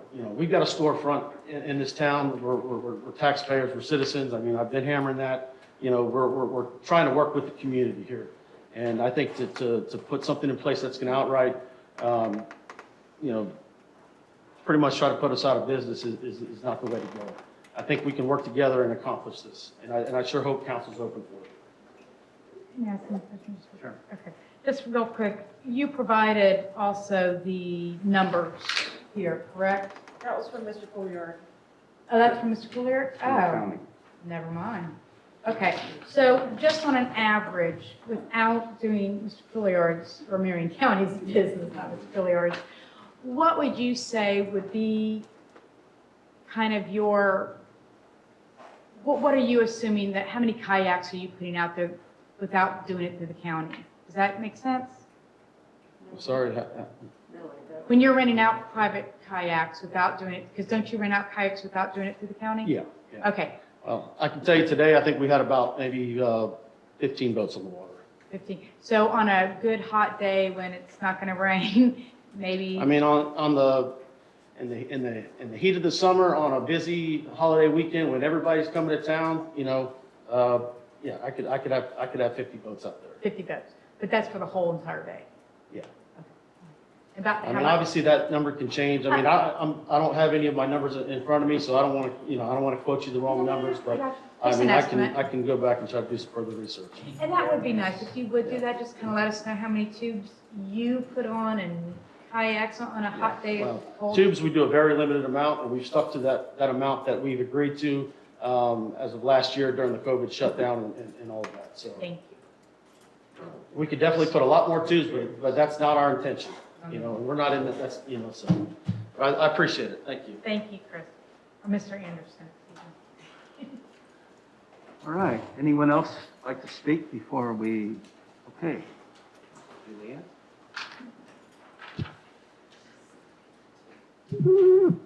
Julianne Mendonça, 11894 East Blue Cove Drive here in Dunnellon. And I think last time this topic came up, I also spoke in just thinking about the fact that the task at hand is to develop some safe rules for Blue Run Park. So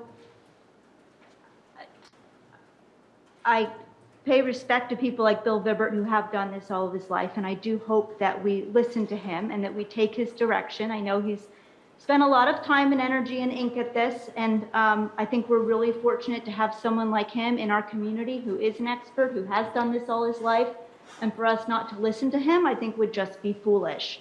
I don't think that the rules are being drafted to put anybody out of business, but instead to promote the safety and preservation of our community and our natural resource. I know there's been other kayak vendors who put people on the water but don't necessarily use Blue Run Park and maybe have alternative put in and take out places. And I'm just curious if the city would then be moving to meet on these franchise vendor agreements with the lawyers of all of the different businesses. And I would also wonder, kind of rhetorical maybe, how this one business was chosen, how we're having conversations with one particular business. And it's really just something that I don't understand and I could use some information on. Thank you. Anyone else? Bill, you already spoke to it. Well, I have something I can add to that. Go ahead, he's an expert. I just have one thing I want to say. Council, this is, yes? I certainly would be interested. All right, Bill, but You know, I did spend. you got 3 minutes, and that's it. I did spend almost 2 years full-time with Paul doing this. and Please, giving you a car. you're welcome. We're allowing you, we're saying please speak. Okay. I've been involved with commercial use my entire life with the park system, 35 years, in many states, I think almost every state but one. One of the most contentious issues and park managers deal with is commercial use. Most states, most jurisdictions, counties, municipalities, and so on have a rule that starts out with no commercial use, which is where we started, which is in the management plan. And then it'll go on, it'll say, except by lease concession, and it'll give an opportunity for you to provide commercial use when it's in the interest of the public. And that is really the standard. What is in the interest of providing a public experience? It might be a food concession in one place. I had one concession where the annual fee was a flat rate, $300,000 for one concession. You know, Marion County has a $4 million investment in Blue Run Park, and I would ask, what is the investment of deliveries into Blue Run Park? Have they put any money at all into the park? I think the answer to that is no. But there are ways of dealing with commercial use, and it's not a black and white thing. For example, you could, in your rule, you could say that it's subject to a quota. This is very common throughout the system. If you want to go whitewater rafting down the Snake River in Idaho, you have to make a reservation about 2 years in advance. Same thing with the mule ride that you all know about in Yellowstone National Park, where you get on the mule, you go down while you're being scared to death on the mule. That's about a year ahead of time. Even to get a room in Yellowstone now, you have to be ahead almost a year. So by putting quotas on it, you don't get the overcrowding of traffic that you're dealing with now. There would be no reason why, if you wanted to do you and the county working together as partners, which you are, decide you want to do commercial use, you could say, okay, well, it's limited to X number of kayaks or X number of tubes a day. This is done routinely. I personally ran several operations that had daily quotas of use. That's a routine, common thing. And rather than just let these things explode, and now you're getting new kayak operations all the time. You have one now, River Rats, that just started up. I'm not sure you're even aware of that. So this is not as simple as it might sound. It's not either a yes or no. It's a matter of managing it properly so that the visitor experience is maintained and so that your mission of protecting the natural resources of Blue Run Park are protected. So you need to go a little further with this because commercial use is a very complex issue because what happens is they all have influence. I'm dealing with one now, Liberty State Park at the Statue of Liberty. This is golf courses, buying pieces of the park to use for commercial use, Cirque du Soleil, marinas, hotels, huge things that are being proposed at Liberty State Park. I was the first superintendent there. And these can ruin careers because what happens is they all become political. The first thing they do is they get into the political arena, they make campaign donations, and it gets out of the park management jurisdiction. And that's a very difficult thing to deal with if you're a park manager. So there are different ways of dealing with this, and I encourage the city to do that. But for now, for tonight, I urge you not vote on this, table this until we get some of these things straightened out. Thank you. Thank you. Anyone else? Okay, council. Oh, Jim? Oh, absolutely. I also have a hand raised in Zoom when we're done here. Okay. All right. Thanks, Amanda. I appreciate that. Jim Coulard, Marion County Parks and Recreation Director. So I didn't get to see this until, I think, Monday night. So there has been some changes to it since the last time we met and last time we reviewed it as a group. I see the new inclusion, which is on line item 44, about any time when a condition exists that presents a hazard or danger to the park property, or the park's health, safety, or welfare. The chief of police or an authorized representative shall have the authority to A, close the park to the public, B, close any section or area within the park to the public, and C, suspend any and all activities within the park. I'm not sure if anybody, when this was written, if they took the perpetual easement that we have with the county into consideration, or what the intention was on this new section. So I'd like to hear about that. Obviously, the rule on 105, that was just revised, but I see the clarification. And then I also see that the new, what everyone's talking about here tonight, the prohibition on commercial use. I get what's going on with this. I don't know if the intention is what Mr. Vibert, what Bill was explaining, but I can totally relate to their concerns about possibly opening the floodgates for other commercial activities. There are a lot of commercial activities on the river, and they're not all coming from KP Hole. So you have VRBOs up and down this river, which is a commercial activity. And at those VRBOs, there's kayaks, there's paddlecraft, there's big floating dragons. There's all kinds of things that we can't let go through our park. But the people that come into Marion County and probably within the city limits of Dunnellon, who pay a fee to rent those facilities, have the opportunity to paddle down. Where do you think they're coming out? Blue Run. So policing those folks are going to be, if this is the rule, is what you're saying is that if money is exchanged off-site, which a VRBO does, off-site and then off-site again, this is going to be very tough to sustain on your behalf. I would like to request some time with our county attorney's office to review this in consideration of all the other layers of agreements that we have. I think that part hasn't been done to this point because I don't feel like there was much language that we were concerned about with the original drafts. But I see now's the time to go ahead and engage with that, just to make sure that I'm not seeing things incorrectly. It's a good thing for your partners to do our diligence as well. So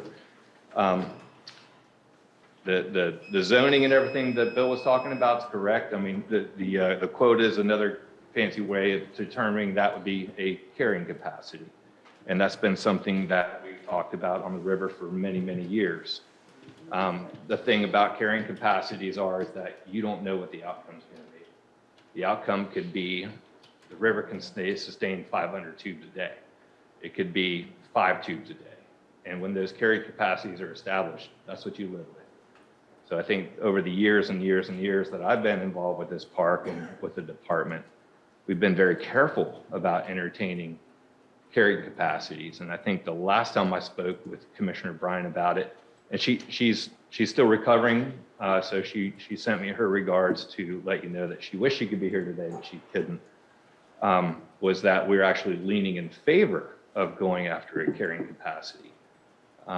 We would be a big funding partner on that, along with the water management districts and some other state agencies. But we'd be prepared to live with the results. So that's just an option to consider as well. So with that, that's the only comments that I really have.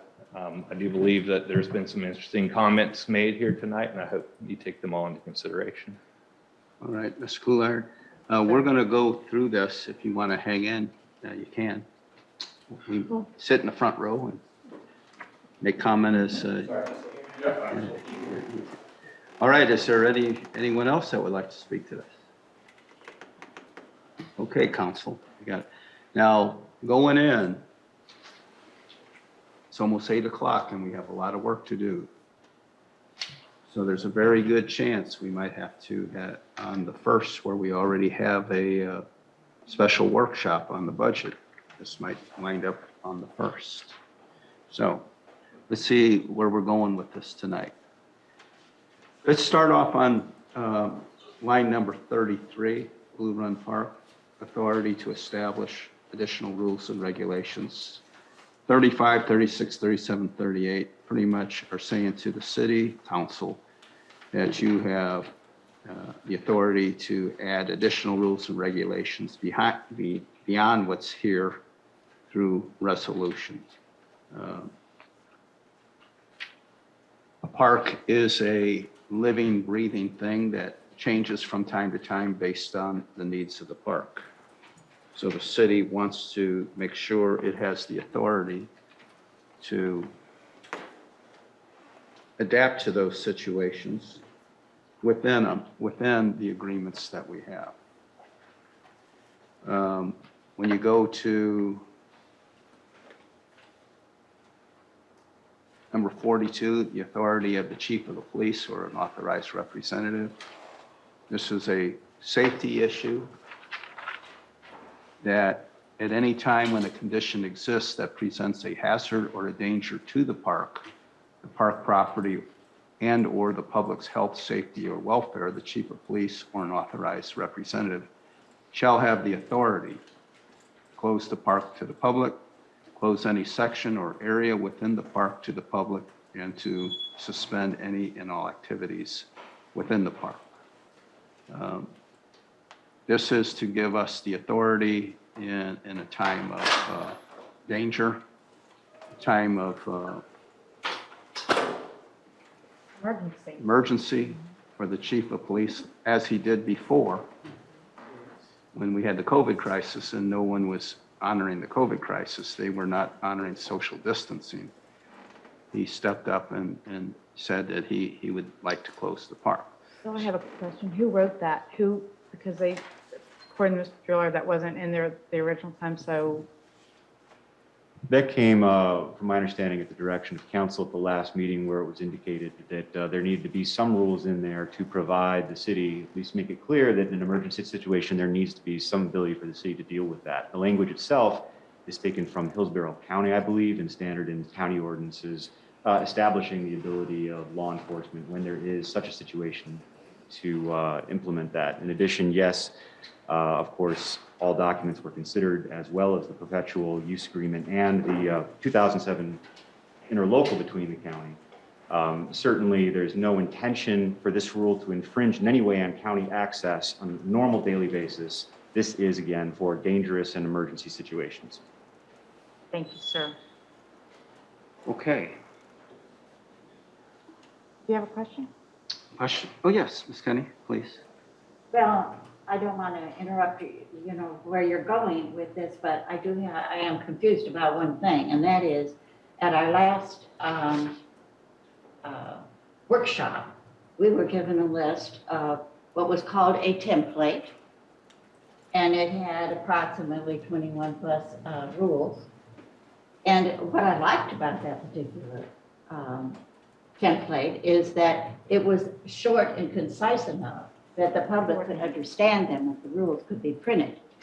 I thought that we had also, as far as the council is concerned, that we had agreed that we would like to take that template and that we were wanting to put it as forward in the way of an ordinance, because the Florida Community Trust Agreement, initially with the partners, did indicate an ordinance, and the discussion indicated that it would be easier for the police to actually enforce those rules if it were in ordinance form. So it was a surprise to me to see something this, you know, with almost 200 lines in it, maybe 150 rules all of a sudden, and then also to see that they were talking about another resolution. I want to clarify one thing. I thought when you addressed this tonight, you indicated that this was going to be ongoing and we should not take this too seriously, that we are going to be able to involve our partners and we are going to have other meetings before we finalize. That is correct. So. But we are taking it seriously. Absolutely. Very absolutely, seriously. Of course. But in the interest of how we're doing this, I would think that we would need to go from this particular meeting to another workshop. I don't know why we would be continuing this evening. I would think that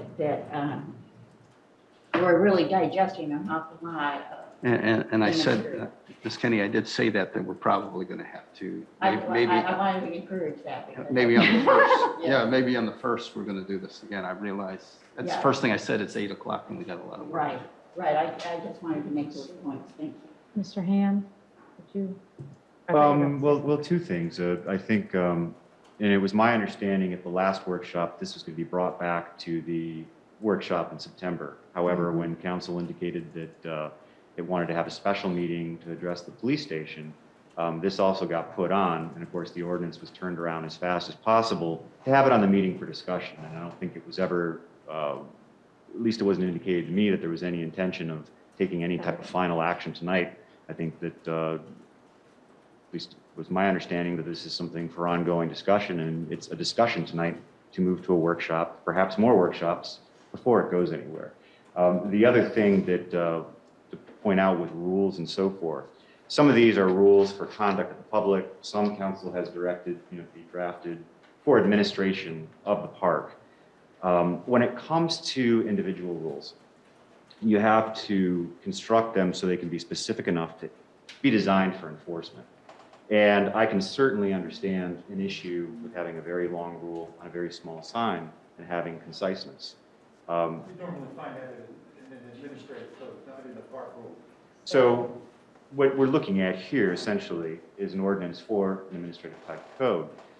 When you're looking at what park rules would actually be posted, so for instance, the day when I drove into town coming off 484, I saw a sign that said, "Buckle up, it's the law." And that's the sign that's right by the stop sign or by the stoplight. Now, of course, if I go into, and I pulled it up, and I will spare you all reading and, the law on seatbelt restraints and the definitions and the pages and pages that we see in statutes. But certainly, buckle up, it's the law, fits very well on a sign. But you also have a very detailed state statute that, and we're not talking about that level of detail here. But of course, council can make the rules as detailed as they want or not as detailed as they want. But the police need to know how to enforce them. So especially when we talk a little bit about when we get to firearms, what goes on a sign can be very concise. The rule can actually encapsulate by reference to Florida statutes, which have a lot of different rules on firearms, that, hey, this is how this is going to work. And so I think that's just something to consider, that the rules themselves at the park can be very, very concise. But if a police officer is going to write a ticket and it's going to go to court, they're going to have to use a rule that they can essentially use to enforce, the law. Okay, thank you very much. And I would just like to say to those that are concerned about this, the main thing is to get these ordinances and get them right and get them understood and get them enforced. Truthfully, I'm not that concerned about fitting it on a sign. If this council can get this ironed out where everybody's in agreement and they're effective and they do what we're wanting to do, we'll worry about the sign. I don't think, I'm going to be, speaking for myself, I'm going to be corralled because I'm worried about if this fits on a sign or not. That's my opinion on that. All right, we're now going to number. Well, kind of to her point then, I think instead of trying to have you read this to us, maybe we should take this and use it on our workshop. I think we've heard from the public, and I really think you reading it to us line by line isn't productive for us tonight when we want to go forward. Well, what I'm trying to find out is what we agree on and those that we don't agree on. It's starting to narrow it down what we're good with. So eventually we have to do this. Oh, I thoroughly understand that, but I think Ms. Kinney was even saying she wants to be able to digest this document that she's received. This document is 95% the same as it was before. Well, could we just then maybe, instead of asking for you to read it to us, can you just ask the council if there are things that we'd like to change? I want to do it this way. Okay, regular park hours from dawn to dusk. Any issues? Possession and use of alcoholic beverages. No issues. So we're going to, if there's no issues, then you can always bring up an issue later. These are ones that we agree on. Fires are prohibited, however, prescribed fires for the purpose of resource management for which the appropriate permit has been obtained are allowed. Ms. Kinney has a question. No, just if you tell us what line you're on at the time. Oh, okay. 61. 61. Yeah, that was the fire one. Okay. We have a little discussion on 64. Unauthorized motorized vehicles are prohibited beyond the parking area except for those used for accessibility by persons with disabilities. Did you have some language to that?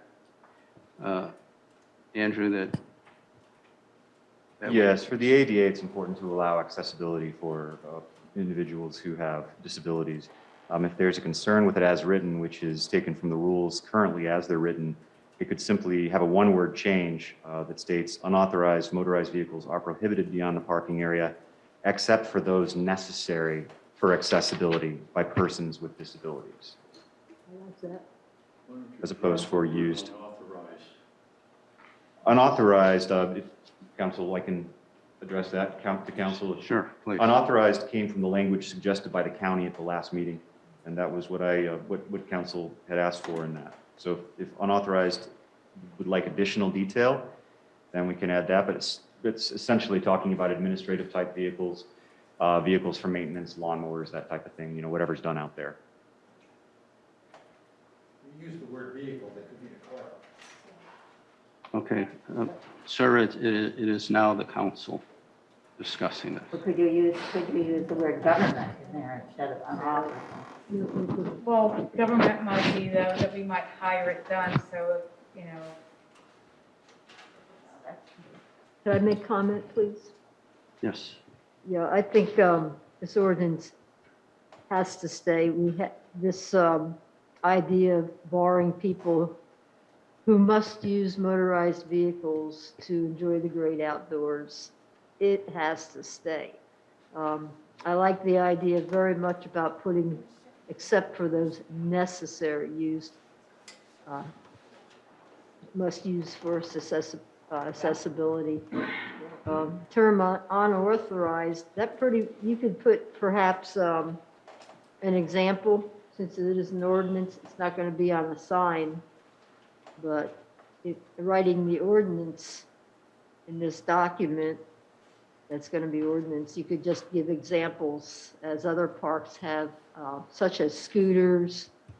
About recreational. Recreational, four-wheelers, et cetera, ATVs.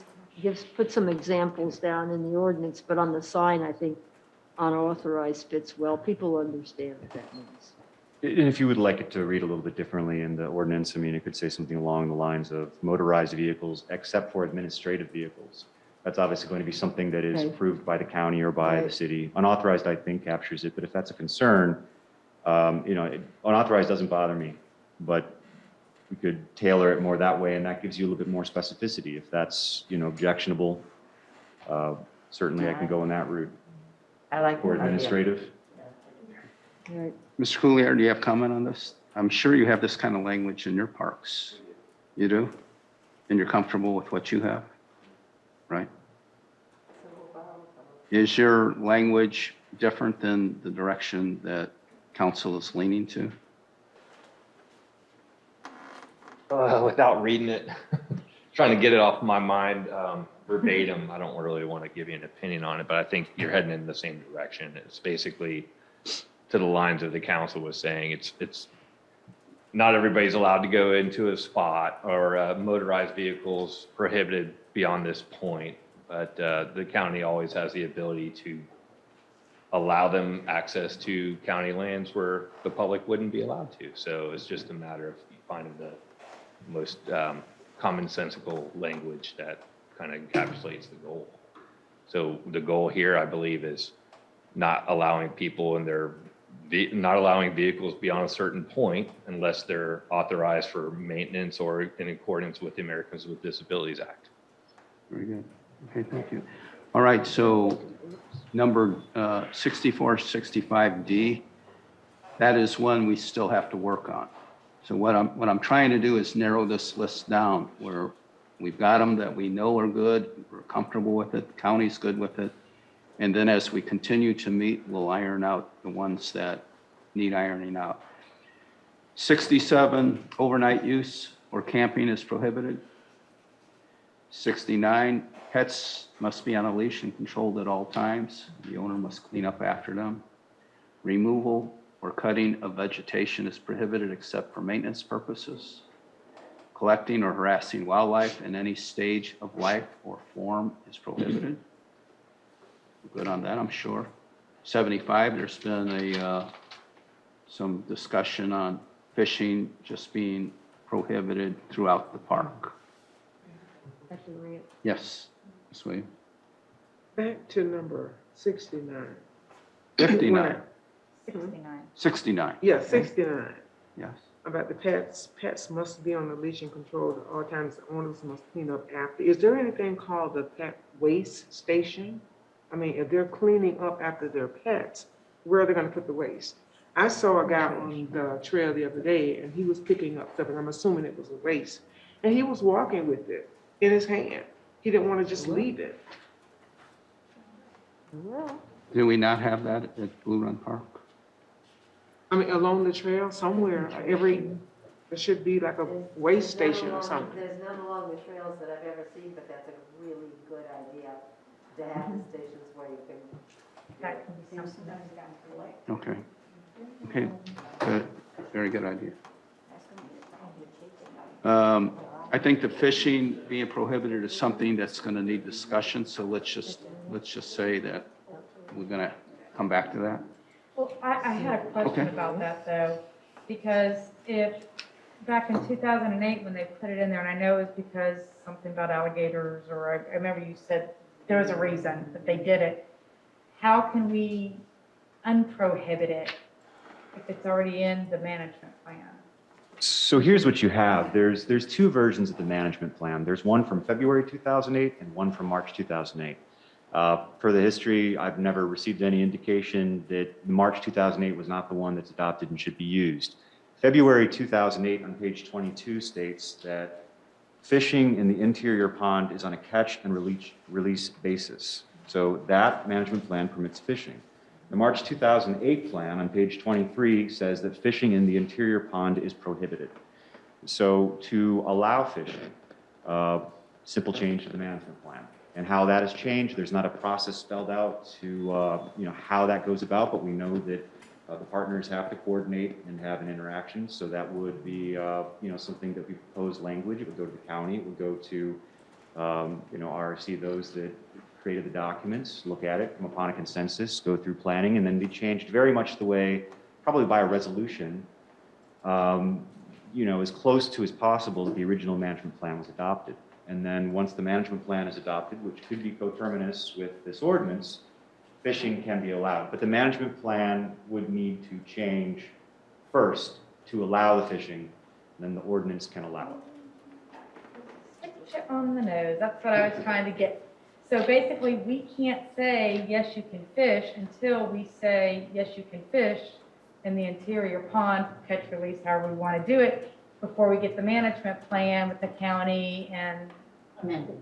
Yes. Right. Very similar to the comprehensive planning process, comprehensive plan, land development regulations. So Good how- analogy. So how would we get that done so that we could add, if everybody's in agreement, of course, fishing is allowed only in the interior, catch and release?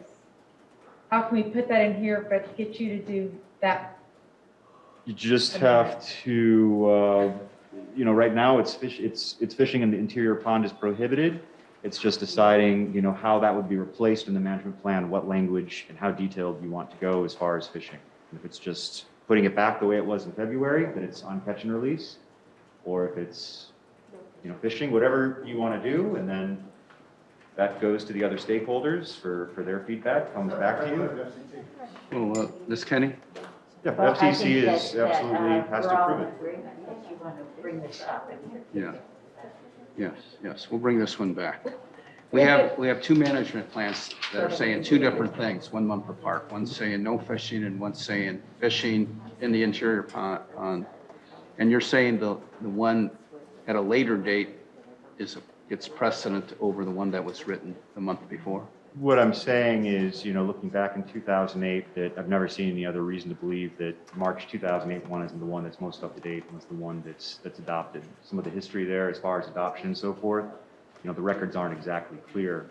But seeing that that's what's provided is the most up to date and the most recent plan, that's the plan that staff has been utilizing when analyzing Blue Run Park. Now, the February plan is referred to just as a historical document to see what was intended and how the development, the document was developed. But March 2008 is what staff utilizes when looking at rules and citing to them. So can we direct him to, can we get a consensus, direct staff or the attorney to go ahead and get that amended so that we can fish in the pond and catch and release? Well, he's saying it would have to go through the, Okay.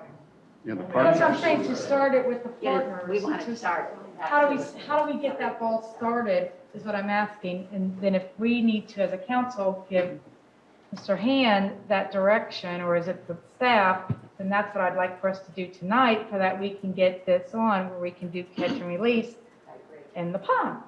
Is that what we have to do, sir? What you can do tonight, I think that tonight can be treated more like a workshop. Right. And if there are certain things you want to see changed, you can just provide direction, and then I can bring that back at the next regular workshop, or if there's some sort of a special meeting in between, them brought back, if there's time to get it on the agenda so the public can see it, which is an Right. issue since there's some work that needs to be done, then it can come back along with a proposed route of how to accomplish it. Because you do have the other stakeholders, and ultimately, as was pointed out, you do have, of course, FCT that also has to review it. Okay. Right, so that's what I think I'd like to ask, if we can do that, give direction for staff to look into getting it with the FTC, the county, fish squad, whoever. You good with that? Are you going to make a motion or what? I'll just make it a consensus if the mayor will be okay with that. Yes, let's do that. And also, Andrew, put some thinking in, you have two conflicting documents, and possibility that we could choose the one that allows the fishing and the release. You're basing it on the 30-day difference between the documents, correct? Well, I'm basing it on the most current form, and that's Just what was 30 presented to 30 me as days being. separated from each Well, other. it's, when I received the documents, and I have a binder with all the governing documents, that's, what was indicated to me as the management plan. Now, I have earlier drafts that go back, but as far as I understand it, I've always been under direction that March 2008 is the plan. Okay, that's one that's going to come back, and we're going to work on it. That's what we're trying to do. Right now, we only have two that we have issues with. 77, 78, possession and/or discharge of an air gun, a slingshot, bow and arrow, or a spear gun is prohibited. I don't think we have any problems with that. Trash must be placed in a designated container. Okay, turn the page. We're on 82, line 82L. Disposing personal trash from off-site is prohibited. Well, it's prohibited. 84M, damaging or defacing any park facility or sign is prohibited. 86N, metal detectors are prohibited. 88O, engaging in violent or disruptive behavior or refusal to follow directions of an official staff is prohibited. 91P, use of the facilities is on a first-come, first-served basis. Then we go to 93. There seems to be some conversation on 93Q. In the area where the bike path and river access ramp converge, that's problematic to me. This should be throughout the park, not just in that area. Pedestrians have the right of way. Yeah. So Yes. the language that's there, it's presented, was the way that it was presented previously and part of the current rule. And at the last meeting, I had proposed rewriting it into active voice and saying that cyclists shall yield to pedestrians. Going back and thinking about that, when you have any kind of a pathway, nowadays there are a multitude of different type of wheeled vehicles. You might be looking at skateboards, various forms of scooters and so forth, which are not motorized, and which would be fine. So I wanted to give council two options, and I was going to present them verbally, as opposed to writing, different rules. But one would simply be that cyclists and all other individuals utilizing any other form of conveyance shall yield to pedestrians. Or if you just want to keep it very, very simple, just shortening it to pedestrians have the right of way. That's it.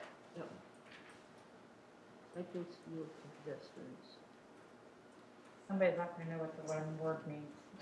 That's short enough. No, not you. All right, do we need to discuss that anymore, or does that take care of it? Pedestrians have the right of way. All others are to yield. Done deal. What's that? All others are to yield or something in case. All right, we'll bring that back. You're going to work on the language, okay? Well, if we just want to have pedestrians have the right of way, I can leave it at that, or I could incorporate cyclists and others on forms of conveyance as showing you. You have a lot of people that are disabled that use that park, and you Okay. need to rule it Council. so that doesn't harm them. Jim, let me ask you again. I'm sure you have these sort of languages. If you can help us out, get us through some of this stuff, we'd appreciate it. Mainly that we're dealing with is prohibiting non-handicap associated motorized vehicles from trails. That rule came out a few years ago from the state because you are seeing a lot more electric vehicles that people are using for handicap and mobility issues. For bicycles and pedestrian conflicts, we use a term called trail etiquette. As far as which people have the right of way, we deal with equine horses, carriage trails, mountain bike trails. If you need an expert on what the etiquette is, I would suggest that you talk to Mickey Thomason from the Cross Florida Greenway, because they have places where all these trails converge at once, not just this that you have. The rule, however it's written, is understandable, but I think you want to get into more of an education campaign instead of a regulation campaign about who has, just be kind on your bike. If you come up on somebody with that's walking, they have the right of way. It's a rather simple process. I wouldn't get too down in the weeds with specific language. Okay, so we're going to put Q on the one that we're going to come back and talk about a little bit. I thought we just decided to say, I'll provide two options. Right. Or more. Okay, we go to 96R, equestrian use is prohibited except for official use. Go to 9899, have a little discussion on this one. Individuals shall comply with the city's noise regulations as codified in section 42-3 in the Code of Ordinances of the City of Dunnellon. Did you have some suggestions on that, Andrew, how we can include the word soundscape? Yes, at the last meeting, we had a long discussion on this with some input from the police chief. And of course, I don't want to rehash it, but it comes down to a matter of enforcement. That being said, I think certainly you can have an addition if soundscape needs to be in there. Simply referencing disturbance of the soundscape and including a definition of soundscape within the definitions, something simple, natural sounds and so forth. There's a number of examples where I think the term can be very concisely defined using some of the federal materials out there. And well, like I said, I won't discuss the enforceability of that. It's on there, and certainly it can be on the signage at the park, so people know that, hey, really need to keep it down and respect nature. Okay, we're going to come back to that. You'll work on that language. We go to 101, 102, groups of more than 25 people shall contact the city clerk's office at least 5 days in advance in order to make a reservation. I think this is good. It allows the city to know when we're going to have a huge group of people coming into the park. We might need more police observation or traffic control on something like that. Then we go to 104. It's section 46-XX, river access, ramp rules and regulations. 106, 107, 18. The river access ramp is for use of kayakers, paddlers, and tubers entering or exiting the rivers. Swimmers may utilize the ramp, but must yield to kayakers, paddlers, and tubers. Currently, in none of the management plans or the water warrant needs, is there any mention of not allowing swimming at the ramp? Obviously, swimming in that area during the height of the busy day is problematic. But anybody who has a tube that wants to walk down the ramp with a tube in their hand can simply get into the water and start swimming. There's really no way you can actually prevent someone from swimming in that area. Mandy, you got that film, video? So right now, it isn't in any of the documents. We do have a resolution, though, that says no swimming there.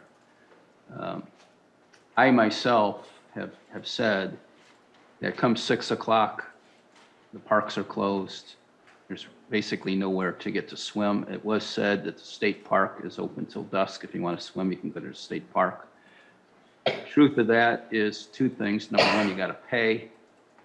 And secondly, if it's closed for the day, you can't get into the park. So this is really one of the only areas where people can swim. And if we close it off there, guess where they're going to go? They're going to go to the other side and swim on the other side of the bridge, where we already have a bunch of trouble. So I don't know what to do about this one. It's not addressed. It will be something we'll have to talk about. Can we make a recommendation, no swimming during 11 to 4? Can we come back to it? You know, we'll have to come back to that, but I agree with you, yeah. I would like to talk about And something. y'all keep saying we'll come back to it, but when are we coming back to these things? At the workshop on the 1st. Why are we reading them all tonight? Well, that's what we're doing. That's why I'm saying, if we can't discuss them tonight, why are we reading them tonight? I can read these just as well at home. Because we're going to come back to the ones we disagree on and focus on those. We're finding out what needs to be worked, and Andrew can start to work on some of these too. Mandy, did you find that video? Yeah. Okay. Video But now? yeah, but it's just, Well, sir, no, wait a minute. no, I just wanted to, it takes, We know that, Vice Mayor, well, I sir, am the chair, well, okay? I don't interrupt you. I let you speak as long as you would like to speak. I'm running this meeting. Please give me the same courtesy I give you. but I think your counsel is asking you to stop reading to us. No, just you are. Come on, Bill. So what more And do you now we're want? looking for a video. Vice Mayor, Mr. Mayor? please, I'm asking you I was to, letting her know what we're looking for. okay. Let's go down to 110B. Fishing is not allowed from the river access ramp. I think everybody's in pretty much agreement with that. 112, prohibition of commercial use. Commercial use of the park is prohibited except by written agreement approved by the City of Dunnellon and Florida Community Trust. That is straight from our agreements. For the purpose of this section, commercial use shall mean the sale or rental of any item, good, or merchandise within the boundaries of Blue Run Park, and the provision of any service performed within the boundaries of Blue Run Park, regardless of whether compensation for such service is paid on site. Here's your video. Hmm? I'm just letting you know. Yeah, just turn the volume off and turn it back. This is just quick. This is just typically what you see 6 o'clock on, people going down to the ramp and swimming. And it's nearly every evening. It's what people do.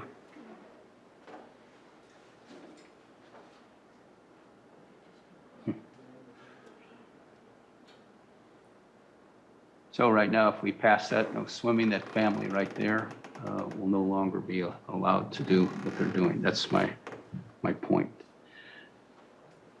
Okay, we're at 121 and 122. This will probably need a little bit more massaging. Then we go to 24, 25, 26. The provisions of services by Marion County for water-based recreation and/or passive recreation programs is exempt from the section. Such exemption shall include, but is not limited to, transportation services performed by Marion County. And this has been a little problematic.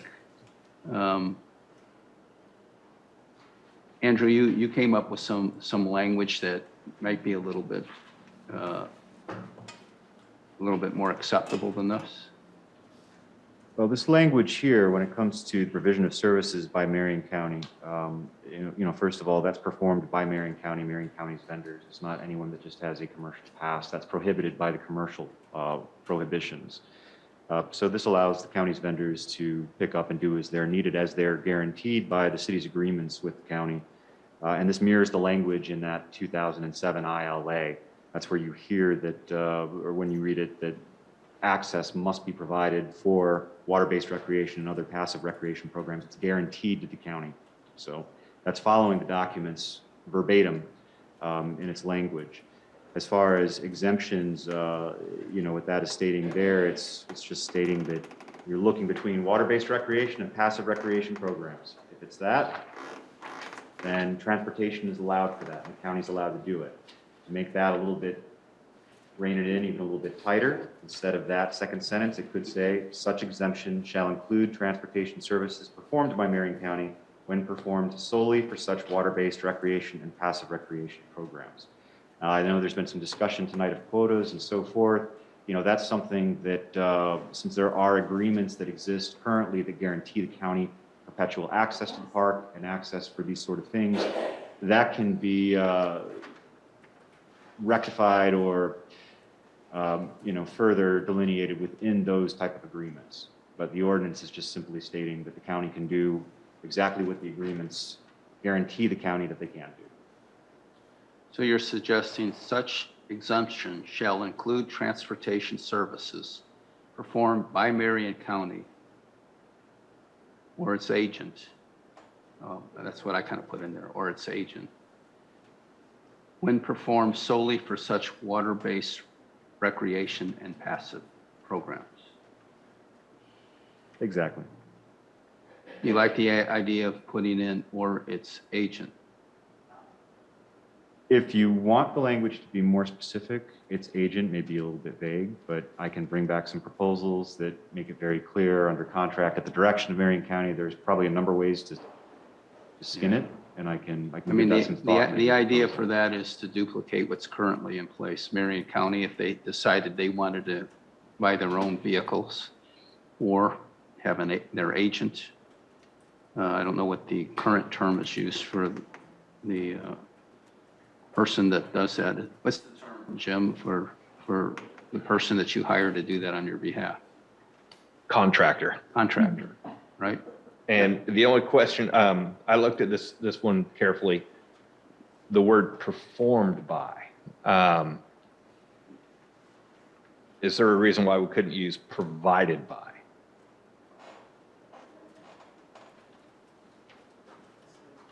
No. As in, there's not a reason. Does no mean yes or perfectly yes mean no? I've already been tripped up on that one time tonight. Nope, there's not a reason. I think they're synonymous. If there's a preference for one word, one's as legal as the other, and you can certainly use provided. Okay, very good. All right, the rest of this is the fines and penalty phases. I don't think we need to spend a lot of time on that at this time. Firearms, Mayor? I think was one that was addressed, the firearms. Oh, yes, I'm sorry. It's still there, firearms, yes. I thought Councilwoman Covich came up with a good idea. I believe she quoted Hillsborough County or some county. Hillsborough and Pinellas Pinellas and Hillsborough. and Hillsborough. Yes, this is the language directly from Hillsborough. And the language here encapsulates, as I said, firearm, and this is, I believe it's the one, I know that she cited a few, I think this is the one that she read. The firearms regulations within the state there are several, there's a number of them, and citizens are charged with constructive knowledge of those and have to comply with them. This is just simply stating that, look, this is the state legislature's gambit. The police are going to enforce it according to state law. That's all that needs to be in this ordinance.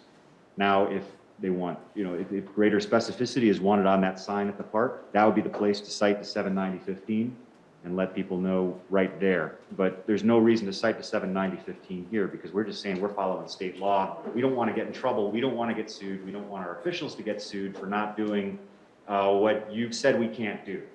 So this covers our base, keeps the city safe, and then signage can be as specific as it needs to be to inform visitors, but that's a separate issue, the sign at the park versus what we're doing here in the code. I can reference 79015 and just, you know, if council wants that reference in there and just mention 79015 above others.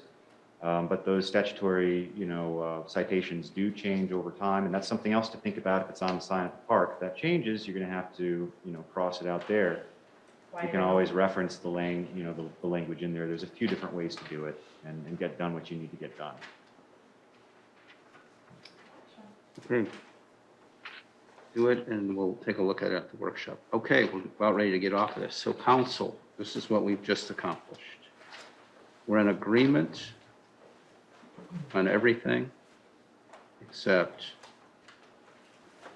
6465D, 75I, 93Q, 98S, and 106A. Did you say 75? Excuse me? He did. Yeah. So we've whittled it down to these things, which at the workshop, we will now be able to focus on these 1, 2, 3, 4, 5, 6 items.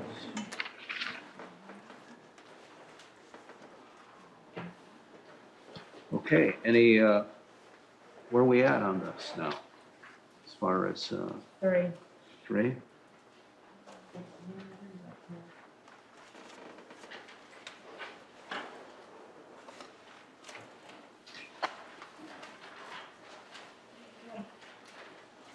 Okay, got it. Thank you very much. Okay, we're going to agenda item number 3, 4-factor analysis for limited. Mr. Couliard, thank you for coming. We much appreciate it. 4-factor analysis for limited English proficiency LEP persons CDBG program.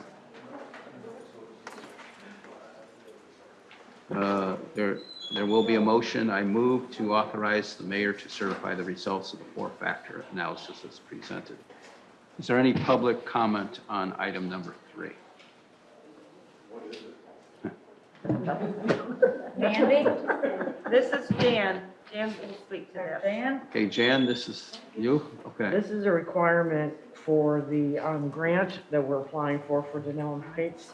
CDBG program is primarily to serve low to moderate income households.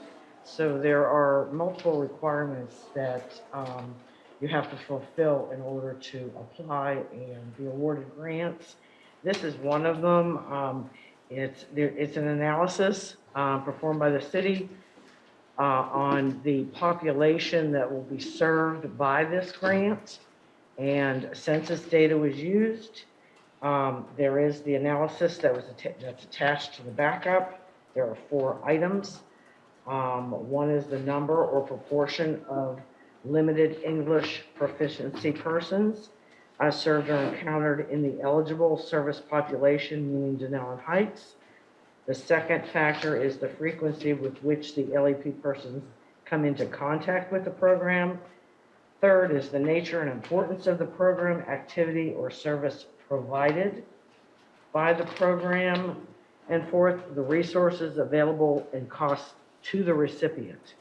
And based on the census data, we do not have to, we're not required to develop an LEP plan for the low to moderate income households that are served by Dunnellon Heights. And we just need the mayor to certify the result of this analysis. And then this gets submitted to DEO. So moved. Second. Second. All in favor? No. Okay, discussion? All in favor? Aye. Opposed? Unanimous. So I should be the favorite person of the night. Okay. Okay, we go to number 4, council liaison reports and comments. I will tell you right now, I do not have one. Me either. No comments. Go to number 5, department head comments. I have None. nothing. None. City attorney report. Let me just make sure. I have Troy nothing doesn't to have anything report, say. council. I just do have a question. There was discussion of a special workshop, and there's a workshop scheduled for the 8th. I just want to clarify what time, if there's going to be, if the next discussion of this would be at a special workshop, what time that would be on the 1st? Well, I think we should have a special workshop on the budget, and we should also include additional discussion on the ordinances. Okay, and that would just be so just add an agenda item onto that workshop? Yeah. So it's a Mandy, workshop, we're not going to vote on this. No, it just lets us hammer So on these 6 September or 7 1st? things. Mandy, so we will have a special workshop on the 1st. Right now, we'll have the At 3 o'clock? ordinance and the budget, right? Workshop, 3 o'clock, budget and ordinance. That's all. Okay, Helps to be it. gotcha. Before we adjourn, so can the comment, has anyone been communicating with our Chamber of Commerce? I talked to Julie Mancini. She said she officially is no longer, is this correct, employed by the city, and she has stepped away? She's never been employed by the city. Okay, As a chamber, you mean? right, okay. Said And Jeff Butcher is unable to, let's say, engage any time because of his health problems at the time, so. Liaison. Yeah, what's going on over there? Volunteers, do they have a key to get in and out of the building? They had a scheduled meeting and Yep. they postponed it, Okay. canceled it actually. Right. So they've been communicating via internet. And now that you brought it up, I will go in there and see what's going on. No one has actually asked me anything. But I will do that. Thanks for bringing that up. Right. Okay. And I'll have a report next time we meet. Thank you. Mandy? Yes, Mandy. Troy has his hand raised. Troy. All right, Troy, have at it. All right, we're going to try it again this time. Can you hear me clearly? Yes. Good, good. I just have one thing I want to bring to council's attention. Today, the net was installed at the pickleball court. So I would like council to consider picking a day next week so that Mandy can get it advertised and we can officially open the court. Or let Sunny bring her father up to teach one of us to play pickleball. And also, Mr. Mayor, you were included in an email chain the other day about other people asking about it. So I'd like to officially get that announcement out. Pickleball court can be used. Well, Troy, why don't you just pick a date and let us know and let Mandy know and let's go with it. I will work with Mandy tomorrow to make sure that our company calendar is not in conflict, and we'll pick a day. Thank you very much. Thank you, council. All right, do we have a motion to adjourn? See y'all. Unanimous. I had a motion There was. by you. Yeah. And a second? And seconded by Ms. Williams. I did it. I knew it. I knew you were thinking it, girlfriend. I knew it was in the back of your mind. Yes, ma'am. And for the last few hours. Oh, yeah. It's out.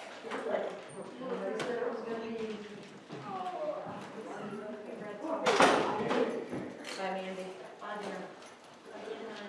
You too, my love. Great. Thank you for your words.